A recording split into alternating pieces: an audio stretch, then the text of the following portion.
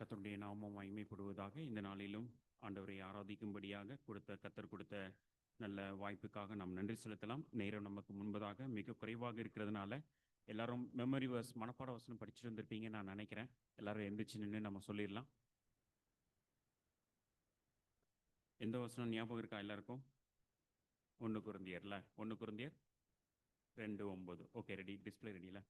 Okay, ready? 1 2 3.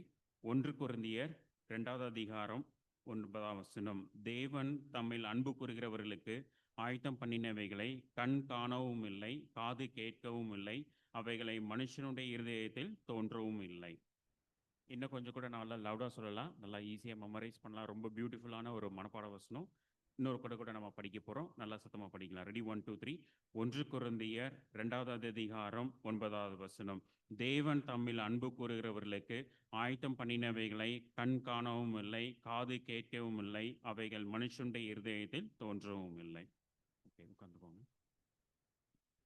இந்த வசனம் நம்ம பார்க்காம சொல்லிடலாமா? ரெடி? உட்காந்துட்டே சொல்லிடுங்க.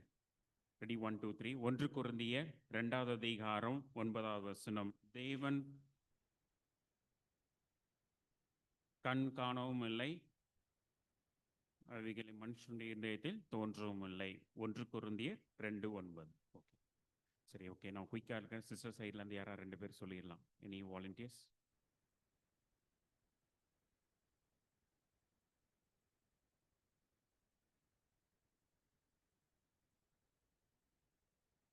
Very good. எல்லாம் கிளாப் பண்ணுங்க. One more sister. சீக்கிரம் சீக்கிரம், டைம் இல்லை.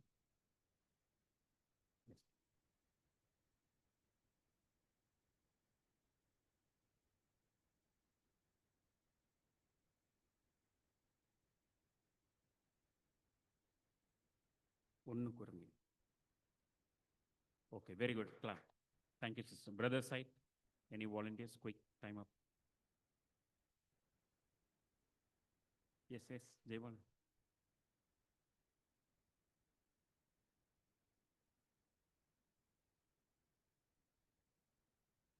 Very good, very good. எல்லாம் கிளாப் பண்ணிடலாம். Yes brothers, one more brother. S,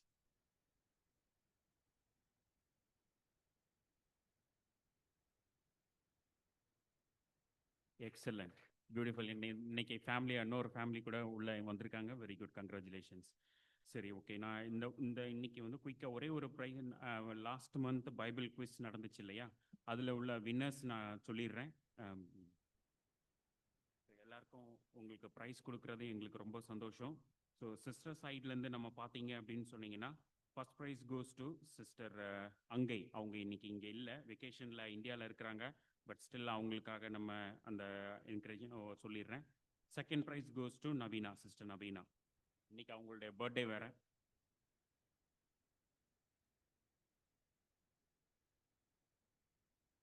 okay, brothers சைடில் first prize go to Zachariah. Zachariah இன்றைக்கும் வரல, அவனோட சைட்டுகளை ஒர்க் போயிருக்கான். Second prize goes to Bevin. Bevin Isaac, அவனும் இன்னைக்கு வரல, ஒர்க் இருக்கிறதுனால. கத்திரிக்கு சித்தமானால் அவங்களுக்கு வருகிற நாட்களில் நம்ம கொடுக்கலாம். நான் will hand over to Sajeevan.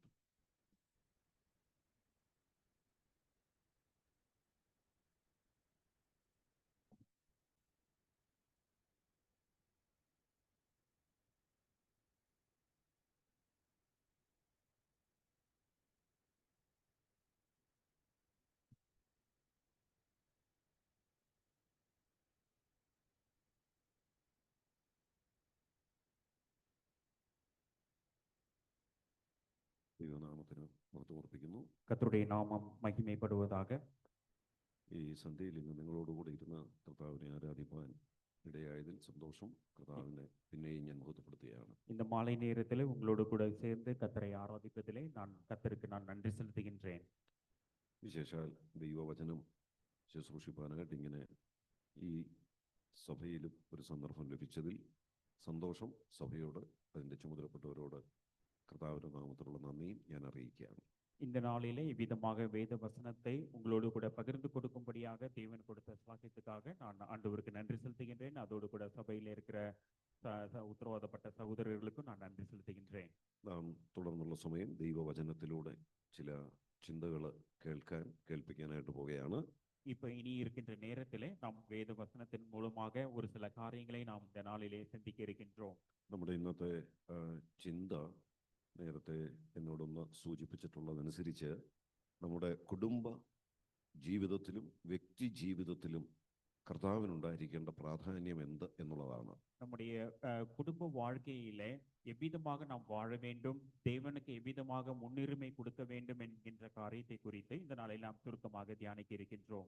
അതിൻ്റെ പ്രാരംഭ സമയത്ത് കുടുംബത്തോട് ബന്ധപ്പെട്ട് ദൈവവചനത്തിൽ എന്താ പറഞ്ഞിരിക്കുന്നു എന്ന് നമുക്ക് നോക്കാം. இதோடு கூட ஒத்துழைப்போடு வைத்து வேதாகமத்திலே என்னென்ன காரியங்கள் சொல்லப்பட்டிருக்கிறது என்கின்ற காரியத்தையும் நாம் இந்த நாளிலே சிந்திக்க தியானிக்க இருக்கின்றோம். നമ്മൾ ഈ ഭൂമിയിൽ ജീവിക്കുമ്പോൾ நாம் இந்த உலகத்திலே வாழும் பொழுது ദൈവം നമുക്ക് തന്നിട്ടുള്ള ഏറ്റവും വലിയൊരു അനുഗ്രഹമാണ്, ഒരു പദവിയാണ് ഒരു കുടുംബം നമുക്കുണ്ട് എന്നുള്ളത്. மிக உயர்ந்த பதவி என்ன என்று சொன்னால் குடும்பம் என்கின்ற ஒரு பகுதியையும் ஒரு ஸ்தானத்தையும் நமக்கு கொடுத்திருக்கின்றார். ഒരു കുടുംബം എന്ന് പറയുമ്പോൾ കേവലം ഭാര്യ ഭർത്താക്കന്മാർ മാത്രമല്ല, മാതാപിതാക്കളുണ്ട്, മക്കളുണ്ട്, ഇങ്ങനെ വിവിധങ്ങളായ ബന്ധങ്ങൾ നിറഞ്ഞതാണ് ഒരു കുടുംബം എന്ന് പറയുന്നത്. ஒரு குடும்பம் என்று சொல்லும் பொழுது ஒரு கணவன் மனைவி மாத்திரமல்ல, அவர்களுக்கு பிள்ளைகள் இருக்கிறார்கள், அந்த கணவன் மனைவிக்கு பெற்றோர்கள் இருக்கிறார்கள், அதோடு மாத்திரமல்ல அதை சுற்றி சூழ அநேகரும் இருக்கிறதை நாம் அறிந்திருக்கின்றோம். ദൈവം സ്ഥാപിച്ച സ്ഥാപനങ്ങൾ എന്നുള്ള നിലയിൽ നമുക്ക് പല കാര്യങ്ങൾ ബൈബിളിൽ കാണാനായിട്ട് കഴിയും. தேவன் இந்த உலகத்திலே அநேக காரியங்களை உண்டாக்கி இருந்தாலும் வேதாகமத்தில் சொல்லப்பட்டிருக்கிற மிக முக்கியமான ஒரு காரியம் என்னவென்று சொன்னால் അതിലേറ്റവും ആദ്യമായിട്ട് സ്ഥാപിച്ച സ്ഥാപനമാണ് കുടുംബം എന്ന് പറയുന്നത്. முதலாக தேவன் உண்டாக்கியது அந்த குடும்பம் என்கின்ற ஒரு காரியத்தை அவர் உண்டாக்கினார். പിന്നീട് മനുഷ്യൻ പെരുകി വന്നപ്പോൾ, വർദ്ധിച്ചു വന്നപ്പോഴാണ് ദേശം, രാജ്യം, ഭരണം, പിന്നീട് കാലങ്ങൾ കഴിഞ്ഞാണ് സഭ ഒക്കെ ദൈവം സ്ഥാപിച്ചത്. அந்த குடும்பத்தை ஆண்டவர் முதலாவதாக உருவாக்கினதுக்கு பின்பதாக அதற்கு பின்பதாக தான் ராஜாக்கள் உருவானார்கள், தலைவர்கள் உருவானார்கள். அதற்கு நாளடைவுக்கு பின்னதாக நாம் பார்க்கும் பொழுது சபை உருவானதை நாம் பார்க்க முடியும். എന്നാൽ ദൈവം മനുഷ്യനെ സൃഷ്ടിച്ച ഉടൻ തന്നെ ഏറ്റവും ആദ്യം സ്ഥാപിച്ച സ്ഥാപനമാണ്, ബന്ധമാണ് കുടുംബ ബന്ധം എന്ന് പറയുന്നത്. ஆனால் தேவனை குறித்து நாம் பார்க்கும் பொழுது அவர் முதலாவதாக மனுஷனை உண்டாக்கின பின்பு முதலாக அவர் ஏற்றுவித்த உண்டாக்கின காரியம் ஒரு குடும்பம் என்கின்ற காரியத்தை നമ്മുടെ കർത്താവ് ഈ ഭൂമിയിൽ മനുഷ്യവേഷം എടുത്ത് വന്ന് ഈ ലോകത്തിൽ ജീവിച്ച് പ്രവർത്തിച്ച ഒരു കാലഘട്ടമുണ്ട്. நம்முடைய ஆண்டவராகிய இயேசு கிறிஸ்து விண்ணின் மகிமை எல்லாவற்றையும் துறந்தவராக இந்த உலகத்திலே கடந்து வந்து இந்த உலகத்திலே மனிதனாக வாழ்ந்த நாட்களிலே താൻ ഈ ഭൂമിയിൽ തൻ്റെ പ്രവർത്തനങ്ങൾ ആരംഭിച്ചപ്പോൾ ചെയ്ത അത്ഭുതങ്ങളിൽ ആദ്യത്തേതും ഒരു കുടുംബ പശ്ചാത്തലത്തോട് ബന്ധപ്പെട്ട. ஆண்டவராகிய இயேசு கிறிஸ்து செய்த அற்புதங்களிலே முதலாவது செய்த அற்புதம் ஒரு குடும்ப கல்யாண விருந்திலே அது நடைபெற்றதாக. അവിടെയാണ് താൻ കടന്നു വന്ന് ഒരു അത്ഭുതം പ്രവർത്തിച്ച് തൻ്റെ മഹത്വം വെളിപ്പെടുത്തിയത്. அந்த கல்யாண விருந்திலே அவர் கடந்து வந்து ஒரு அற்புதத்தை நடப்பித்து அங்கு தேவனுடைய நாமத்தை அங்கு அவர் மகிமைப்படுத்தினார். അപ്പൊ നമുക്ക് കുടുംബ ബന്ധങ്ങൾ ദൈവം തന്നിരിക്കുന്നതിന്റെ പിന്നിൽ ദൈവത്തിന് ഒരു വലിയ ഉദ്ദേശമുണ്ട്. நம்ம அனைவரும் தேவன் குடும்பத்தை நம்ம ஒவ்வொருவருக்கும் கொடுத்திருப்பதனாலே அதிலே பெரிய உன்னதமான நோக்கத்தை தேவன் அதிலே வைத்திருக்கின்றார். ദൈവനാമം അതിലൂടെ മഹത്വപ്പെടണം എന്നുള്ളതാണ്. அதன் மூலமாக தேவனுடைய நாமம் மகிமைப்பட வேண்டும் என்பதுதான் மிக முக்கியமாக இருக்கிறது. അനേക ആത്മീയ അർത്ഥങ്ങളും ഈ കുടുംബ ബന്ധത്തിന്റെ പിന്നിലുണ്ട്. இதற்கு இந்த குடும்பத்திற்கு பின்பதாக அநேக ஆவிக்குரிய அர்த்தங்களும் அதற்கு பின்னதாக இருக்கிறது. നമുക്കറിയാം, ഒരുപക്ഷെ ബൈബിളിൽ നാം കാണുന്ന ചില ആത്മീയ സത്യങ്ങളുടെ നിഴലായി തന്നെയാണ് ഈ കുടുംബ ബന്ധത്തെ നമുക്ക് കാണാൻ കഴിയുന്നത്. இந்த ஆவிக்குரிய சத்தியங்கள் உண்மைக்கு பின்பதாக இந்த குடும்பம் இருக்கிறதை நாம் வேதாகமத்திலே பார்க்க முடியும். നമ്മൾ ദൈവത്തെക്കുറിച്ച് ബൈബിളിൽ ഇങ്ങനെയാണ് മനസ്സിലാക്കുന്നത്. இந்த தேவனை குறித்து இந்த வேதாகம புத்தகத்திலே என்ன சொல்லப்பட்டிருக்கிறது என்று சொன்னால் നാം വിശ്വസിക്കുകയും നാം ആരാധിക്കുകയും ചെയ്യുന്ന ദൈവം ഏക ദൈവമാണ്. എന്നാൽ ആ ദൈവത്വത്തിൽ ഒരു ബഹുത്വമുണ്ട്, ഒരു പ്ലുറാലിറ്റി, 3 വ്യക്തിത്വങ്ങൾ ചേർന്ന ഏക ദൈവം. நாம் ஆராதிக்கின்ற அந்த தெய்வம் என்ன எப்படி இருக்கிறார் என்று சொன்னால் ஒரே தெய்வமாக இருந்தாலும் 3 நபர்கள் அதில் இருக்கிறதை நாம் பார்க்க முடியும். ലോകത്തിൽ ദൈവത്തെക്കുറിച്ചുള്ള വ്യത്യസ്ത വിശ്വാസങ്ങളും പഠിപ്പിക്കലുകളുമാണുള്ളത്. இந்த உலகத்திலே அநேக காரியங்களும் சத்தியங்களும் விசுவாசங்களும் சொல்லிக் கொடுக்கப்படுகிறது. എന്നാൽ ദൈവം ഒന്നേ ഉള്ളൂ എന്ന് പറയുകയും പഠിപ്പിക്കുകയും ചെയ്യുന്ന 3 മതങ്ങളുണ്ട് ലോകത്തിൽ. ஆனால் இந்த உலகத்திலே பார்க்கும் பொழுது ஒரே 3 மதங்கள் மாத்திரமே ஒரே ஒரு தெய்வம் இருக்கிறது என்று சொல்லி ഒന്ന് கொடுக்கிறார்கள். യഹൂദ മതമാണ്, മറ്റൊന്ന് ഇസ്ലാം മതമാണ്, മറ്റൊന്ന് ക്രൈസ്തവ മതമാണ്. முதலாவது யூத மதம், இரண்டாவது இஸ்லாம் மதம், மூன்றாவது கிறிஸ்துவ மதம். അതിൽ തന്നെ ഈ വേദപുസ്തകം വെളിപ്പെടുത്തുന്ന ദൈവത്തിന് മാത്രമുള്ള ഒരു പ്രത്യേകതയാണ് ആ ദൈവം 3 വ്യക്തിത്വങ്ങളായി വസിക്കുന്നു എന്നുള്ളത്. ஆனால் இந்த வேதாகமத்தில் சொல்லப்பட்டிருக்கிற அந்த ஒரே தெய்வம் 3 நபர்களாக அவர் வெளிப்படுத்தியிருக்கின்றார் என்பதை இந்த வேதாகமத்தில் வாசிக்க முடியும். ഒന്ന് എന്ന് പറയുമ്പോൾ അതിനകത്തൊരു ബഹുത്വമുണ്ട് എന്നുള്ളതാണ് വേദപുസ്തകത്തിലെ ദൈവത്തിന്റെ ഏറ്റവും വലിയ ഒരു പ്രത്യേകത. ஒன்று என்று சொல்லும் பொழுது அதுல மிகப்பெரியதான ஒரு காரியம், சத்தியம் அதுல அடங்கி இருக்கிறது என்பதை நாம் வேதாகம வெளிச்சத்திலே நாம் கற்றுக்கொள்ள முடியும். ആ ഒരു വലിയ ആത്മീയ യാഥാർത്ഥ്യം ഈ കുടുംബ ബന്ധത്തിലും നമുക്ക് കാണാനായിട്ട് കഴിയും. இந்த ஆவிக்குரிய சத்தியங்களையும் இந்த குடும்ப வாழ்க்கையிலே நாம் பார்க்க முடியும். ഒരു പുരുഷനും ഒരു സ്ത്രീയും 2 മനുഷ്യരാ, 2 പേരാ. പക്ഷേ ബൈബിൾ എന്താ പറയുന്നത്? അവർ ഒന്നായി തീരും, ഏകദേഹമായി തീരും. ஒரு கணவன் ஒரு மனைவி என்று சொல்லும் பொழுது 2 பேராக இருக்கிறார்கள். ஆனால் வேதாகமும் அவர்கள் 2 பேரும் திருமண பந்தத்திலே இணைக்கப்படும் பொழுது ஒரே சரீரமாக അപ്പൊ இருக்கிறார்கள். രണ്ടൂടെ ചേർന്നാൽ ഒന്നാണ് എന്നുള്ളതാണ് കുടുംബ ബന്ധത്തിന്റെ ഏറ്റവും വലിയ പ്രത്യേകത. அந்த 2 பேரும் ஒன்றாக சேரும் பொழுது ஒன்று என்று சொல்லி வேதாகமம் வசனம் சொல்லுகிறது. அதுதான் மிகப்பெரிய உன்னதமான உறவு. ഇത് ആ ദൈവത്തെ കുറിച്ചുള്ള വലിയ സത്യത്തെ സൂചിപ്പിക്കുന്ന ഒരു ഉദാഹരണമായോ ഒരു നിഴലായോ ഒക്കെ നമുക്ക് കാണാം. இவை எல்லாவற்றையும் இந்த குடும்ப வாழ்க்கையிலே தேவன் வெளிப்படுத்துகின்ற ஒரு காரியமாக நாம் அறிந்து கொள்ள முடியும். അതുപോലെ ഉൽപ്പത്തി പുസ്തകത്തിന്റെ ആദ്യ പേജുകൾ നമ്മൾ വായിച്ചാൽ ஆதியாகமத்திலே ஒரு சில அதிகாரங்களை நாம் வாசிக்கும் பொழுது ദിവസത്തെ കുറിച്ച് പറയുന്നത് നാം വായിക്കുന്നുണ്ട്. நாட்களை குறித்து அங்கு சொல்லப்பட்டிருக்கிறதை நாம் பார்க்க முடியும். ഓരോ ദിവസവും പറയുമ്പോൾ ഇങ്ങനെ പറയുന്നത് സന്ധ്യയായി ഉഷസുമായി ഒന്നാം ദിവസം.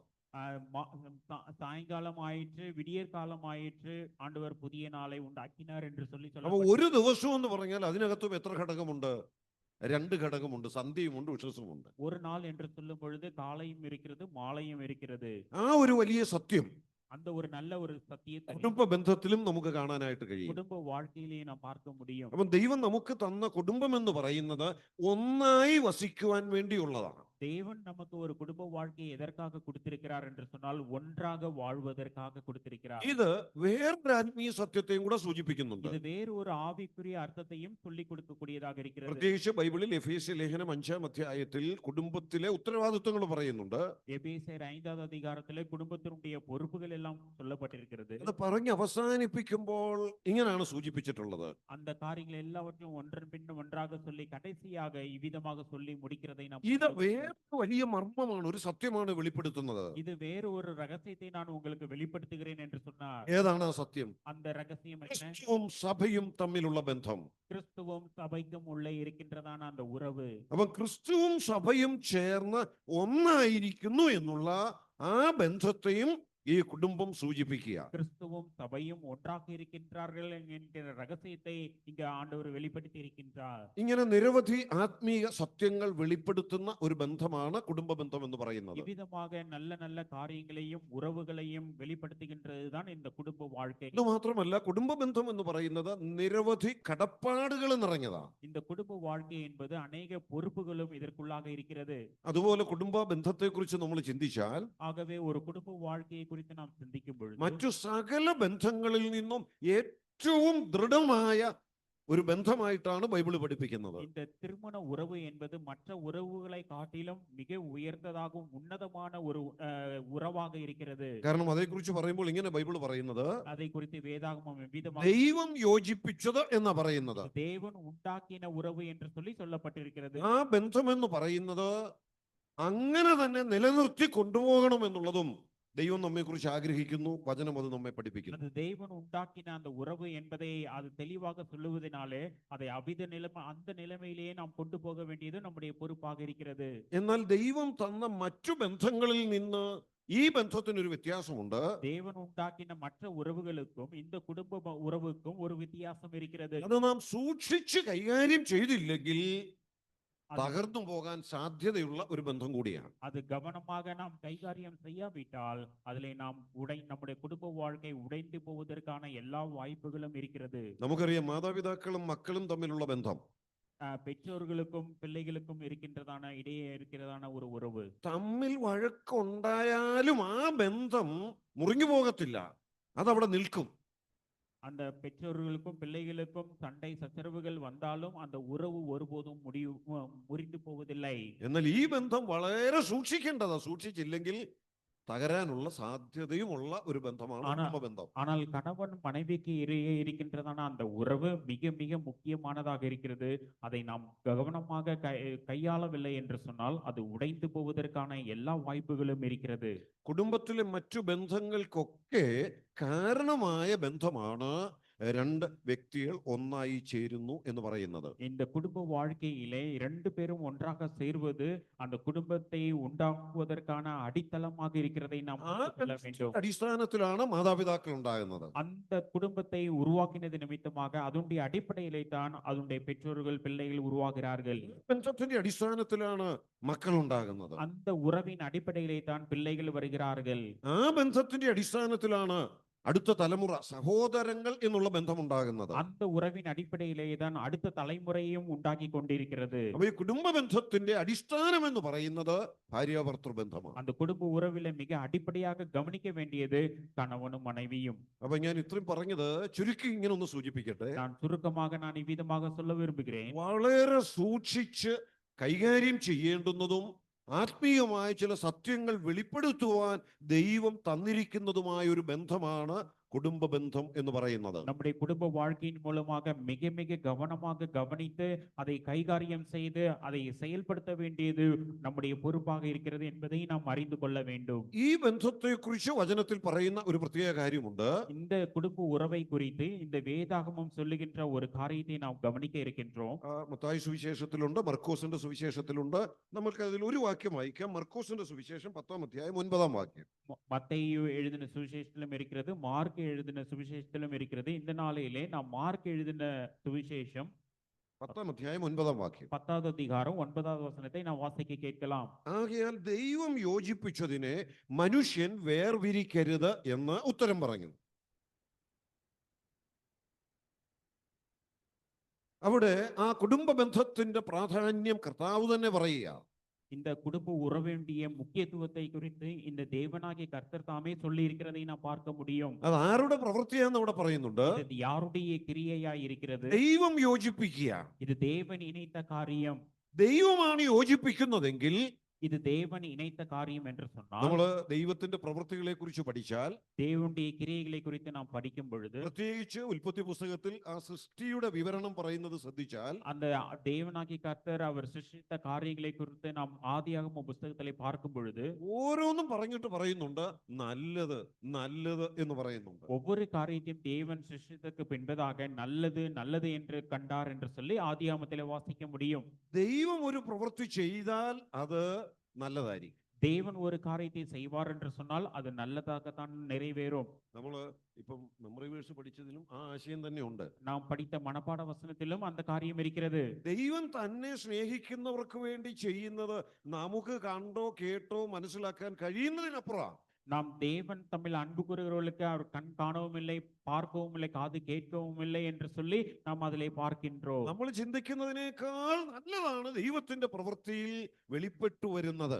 நாம் சிந்திப்பதற்கு மேலாக தேவன் நமக்கு அந்த காரியங்களை நமக்கு നൽകി തരുகின்றார். അങ്ങനെയാണെങ്കിൽ ദൈവം രണ്ട് വ്യക്തികളെ തമ്മിൽ യോജിപ്പിക്കുന്നു എങ്കിൽ ഏറ്റവും നല്ല നിലയിലുള്ള ഒരു പ്രവൃത്തിയാണ് ദൈവം ആ രണ്ട് വ്യക്തികളോടുള്ള ബന്ധത്തിൽ ചെയ്യുന്നത്. ஆனால் தேவன் இந்த குடும்பத்தை ஏற்படுத்தி இருப்பார் என்று சொன்னால் அல்லது உண்டாக்கி இருப்பார் என்று சொன்னால் அவர்கள் இருவரும் ஒன்றாக இருப்பதை தான் தேவன் எதிர்பார்க்கின்றார். നമ്മള് കർത്താവ് കാനാവിലെ കല്യാണ വീട്ടിൽ ചെയ്ത പ്രവൃത്തിയെ കുറിച്ച് വായിക്കുന്നുണ്ട്. நாம் நம்முடைய ஆண்டவராகிய இயேசு கிறிஸ்து கானா ஒரு கல்யாணத்திலே செய்த அற்புதத்தை நாம் வேதாகமத்திலே வாசிக்கிறோம். പ്രത്യേകിച്ച് യോഹന്നാന്റെ സുവിശേഷം 2-ാം അധ്യായത്തിലാണ് നാം അത് വായിക്കുന്നത്. யோவான் 2வது அதிகாரத்திலே அந்த காரியம் சொல்லப்பட்டிருக்கிறது. ഇവിടെ കർത്താവ് വീഞ്ഞുണ്ടാക്കി കൊടുത്തു എന്ന് നമ്മൾ വായിക്കുന്നു.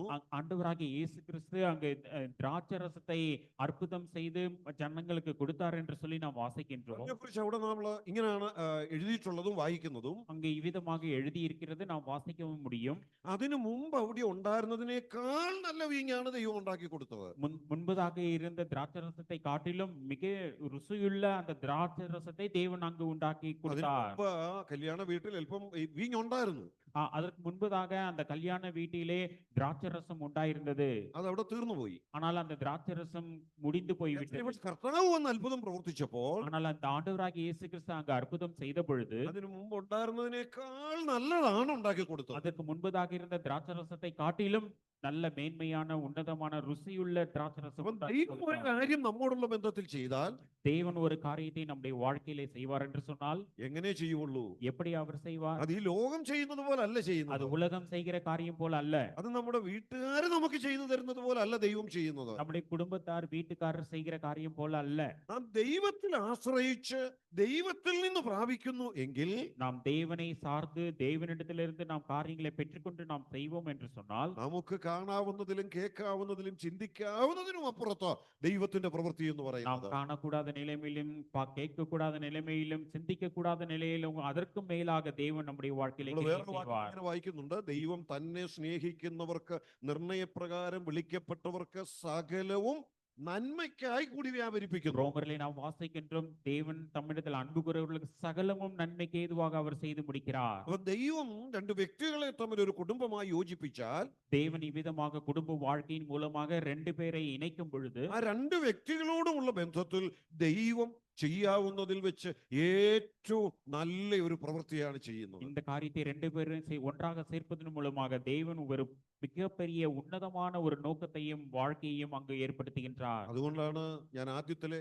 ഓർപ്പിച്ചത്, കുടുംബ ബന്ധം എന്ന് പറയുന്നത് ദൈവം നമുക്ക് തന്നിരിക്കുന്ന ഏറ്റവും വലിയ അനുഗ്രഹങ്ങളിൽ ഒന്ന്. ஆகவே தான் முதலாவதாக நான் சொன்னேன், குடும்பம் என்பது தேவன் கொடுத்த காரியங்களில மிக மிக முக்கியமான ஒரு காரியமாக கருதப்படுகிறது. ദൈവത്തിന്റെ പ്രവൃത്തി നമ്മൾ നോക്കിയാൽ സകലതും നല്ലത് എന്ന് ഞാൻ ഓർപ്പിച്ചു. முதலாவதாக சொன்னேன், தேவன் உண்டாக்கின எல்லா காரியங்களும் நல்லதென்று அவர் கண்டார் என்று சொல்லி நாம் வாசித்தோம். മനുഷ്യരായ നമ്മോടുള്ള ബന്ധത്തിലും ദൈവം രക്ഷയൊരുക്കിയപ്പോൾ ചെയ്തത് ദൈവത്തിന് തരാവുന്നതിൽ വെച്ച് ഏറ്റവും നല്ലതിനെയാ തന്നത്. இந்த தேவனாகிய கர்த்தர் மனிதனுக்கு ரட்சிப்பை நல்கி தருகின்ற காரியம் இந்த உலகத்திலே பார்க்க கூடாத எல்லாவற்றிலும் மேன்மையான ஒரு காரியமாக இருந்தது. നമ്മൾ പാപികളായ സ്ഥാനത്ത് ദൈവം നമുക്ക് രക്ഷയൊരുക്കി. நாம் பாவிகளாக இருக்கும் பொழுது தேவன் நமக்கு ரட்சிப்பை ആ ஏற்படுத்தினார். രക്ഷയ്ക്ക് വേണ്ടി ദൈവം എന്താ തന്നത്? நம்முடைய ரட்சிப்புக்காக தேவன் என்ன செய்தார்? ദൈവത്തിന് തരാവുന്നതിൽ വെച്ച് ഏറ്റവും നല്ലതാ ദൈവം തന്നെ. அவருடைய வாழ்க்கையில அவர் தன்னுடைய செய்யக்கூடிய காரியத்துல மிக உன்னதமான காரியத்தை, சிறப்பான காரியத்தை அவர் செய்து முடித்தார். എന്താ ദൈവം നമുക്ക് വേണ്ടി തന്നത്? தேவன் நமக்காக என்ன காரியத்தை கொடுத்தார்? തന്റെ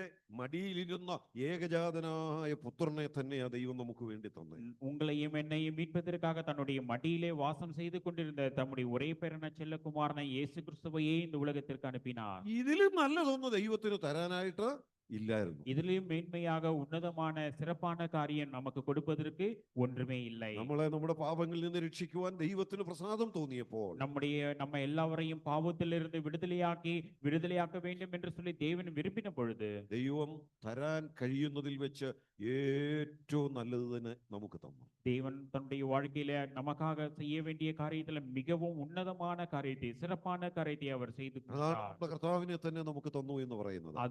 ஆகவே தான் நாம் அவரை நாம் தம்பிரான் என்று சொல்லி நாம் നമ്മുടെ அழைக்கிறோம். കർത്താവ് ഈ ഭൂമിയിൽ മനുഷ്യവേഷമെടുത്ത് വന്നു. அவர் இந்த மனுஷ ரூபம் எடுத்து மனுஷ சாயலாக இந்த உலகத்துக்கு கடந்து வந்தார். ഈ കർത്താവ് നമുക്ക് വേണ്ടി എന്താ തന്നത്? அவர் இங்க வந்து அந்த உலகத்திற்கு கடந்து வந்து அவர் என்ன செய்தார்? நமக்கு അതും തനിക്ക് തരാവുന്നതിൽ വെച്ച് ഏറ്റവും നല്ലതിനെയാ തന്നത്. அதிலும் அவர் செய்தது மிக உன்னதமான சிறப்பானதை அவர் நம்முடைய എന്താ வாழ்க்கையில் നമുക്ക് செய்தார். വേണ്ടി നമ്മുടെ കർത്താവ് തന്നത്? நமக்காக அவர் என்ன செய்தார் தெரியுமா? നമ്മൾ നരകത്തിൽ പോകേണ്ട സ്ഥാനത്ത്, நாம் நரகத்திற்கு போக வேண்டிய அந்த இடத்திலே, ആയിരുന്ന സ്ഥാനത്ത് நாம் பாவிகளாக இருந்த இடத்திலே നമ്മെ രക്ഷിക്കുവാൻ ദൈവം പ്രസാദിച്ചപ്പോൾ நம்மை ரட்சிக்கும் பொழுது, தேவன் நம்மை சிந்தித்த பொழுது താൻ തന്റെ പുത്രനെ തന്നു എന്ന് മാത്രമല്ല, தன்னுடைய ஒரே பேரான குமாரனை அனுப்பினது மாத்திரமல்ல, നമ്മുടെ കർത്താവ് ഇവിടെ വന്ന് നമുക്ക് വേണ്ടി തന്നത് அவர் ஆண்டவராகிய இயேசு கிறிஸ்துவை தந்தது തന്റെ ശരീരത്തെയാ, தன்னுடைய சரீரத்தை തന്റെ நமக்காக, രക്തത്തെയാ, தன்னுடைய ரத்தத்தை அவர் கொடுத்தார், ജീവനെ തന്നെയാ தன்னுடைய നമുക്ക് വേണ്ടി ஜீவனை തന്നത്. நமக்காக கொடுத்தார். ഇതിൽ പരം എന്താ നമ്മുടെ കർത്താവിന് നമുക്ക് തരാനായിട്ടുള്ളത്? இதற்கு மேலாக அவர் கொடுப்பதற்கு என்ன காரியம் இருக்கிறது?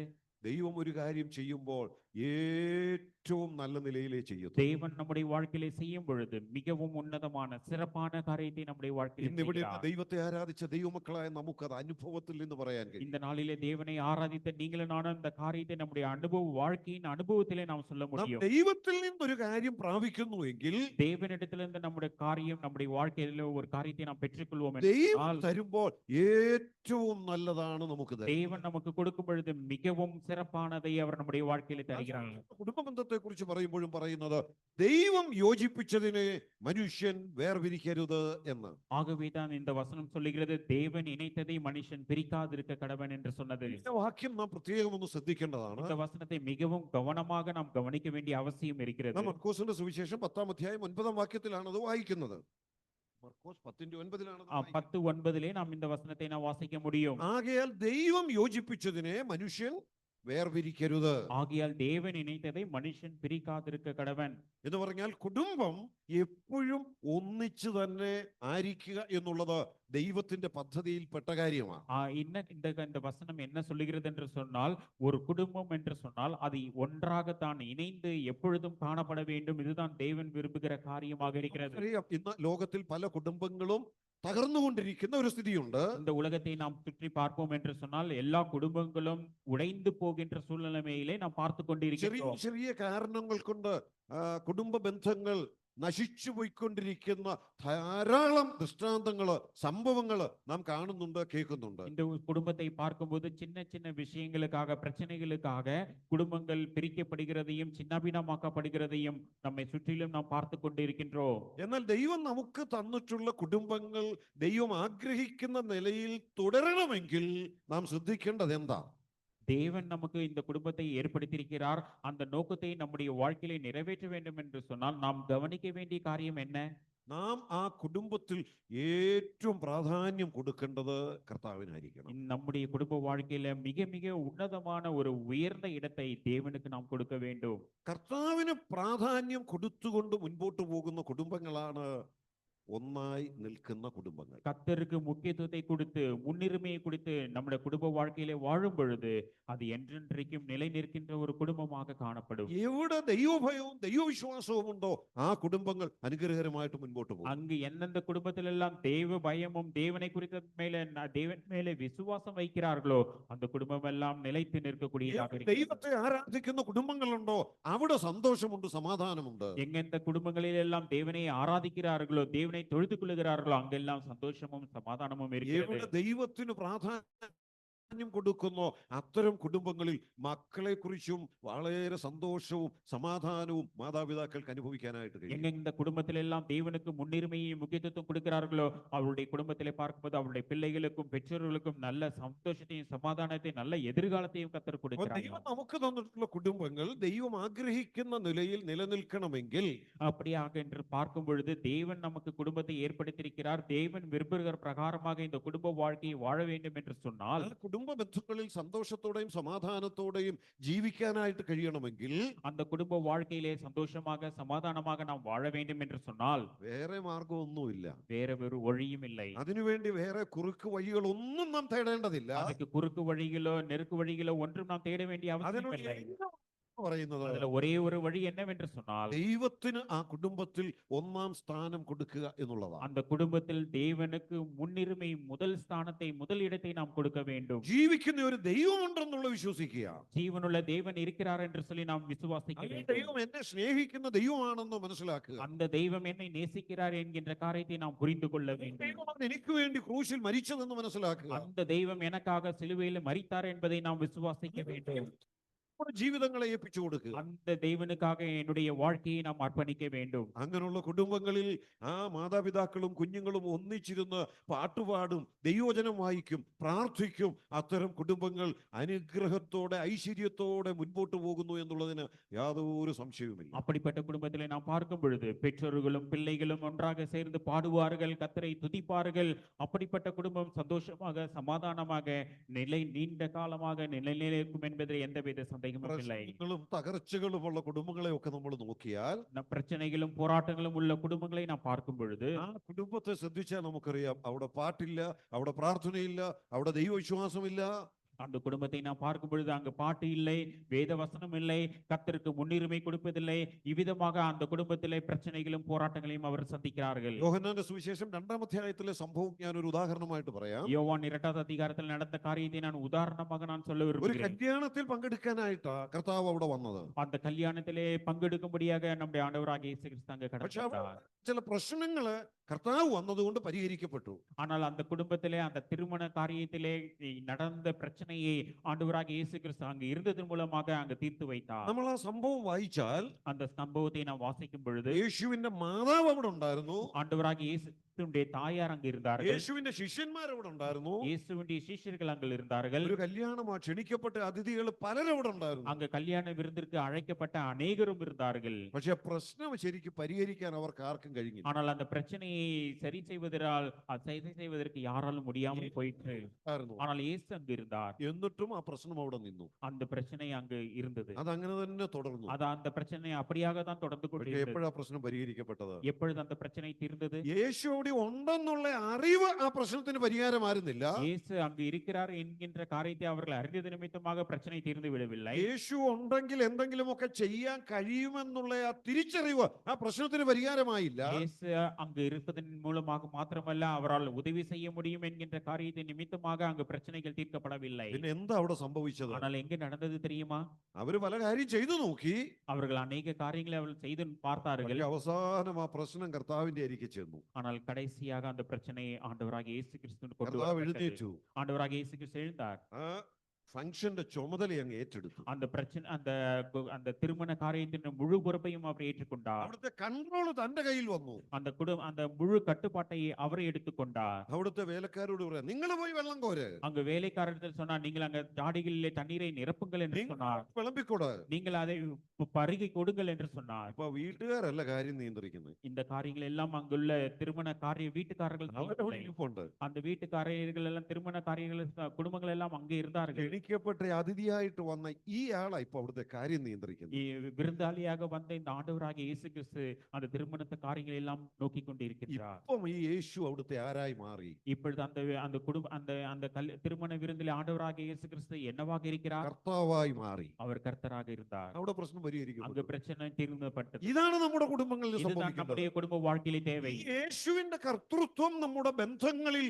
നമ്മൾ നിലനിർത്താൻ ശ്രമിക്കുന്നു എങ്കിൽ நம்முடைய குடும்ப வாழ்க்கையில் இவர் கர்த்தர் என்கின்ற காரியத்தை நாம் முன்னுரிமை கொடுப்போம் என்று சொன்னால், കർത്താവ് നമ്മുടെ കുടുംബത്തിൽ പ്രവർത്തിക്കാൻ അനുവദിച്ചെങ്കിൽ മാത്രമേ നമ്മുടെ കുടുംബങ്ങൾ ഐശ്വര്യമായി മുൻപോട്ട് പോകുകയുള്ളൂ. அவர் கர்த்தர் அவரால் மாத்திரமே செய்ய முடியும் என்று சொல்லி நாம் சிந்தித்து செயல்படுவோம் என்று சொன்னால் நம்முடைய குடும்ப வாழ்க்கையும் ஆசீர்வதிக்கப்படும். ക്രിസ്തീയ കുടുംബത്തെക്കുറിച്ച് വചനത്തിൽ പറയുന്ന വളരെ പ്രധാനപ്പെട്ട ഒരു കാര്യമാണ് നാം മർക്കോസ് വിശേഷത്തിൽ വായിച്ചത്. மார்க் எழுதின சுவிசேஷத்திலே இந்த குடும்ப வாழ்க்கை மிக மிக முக்கியமானது என்று சொல்லி நாம் வாசிக்க கேட்டோம். ദൈവം യോജിപ്പിച്ചതിനെ മനുഷ്യൻ വേർതിരിക്കരുത്.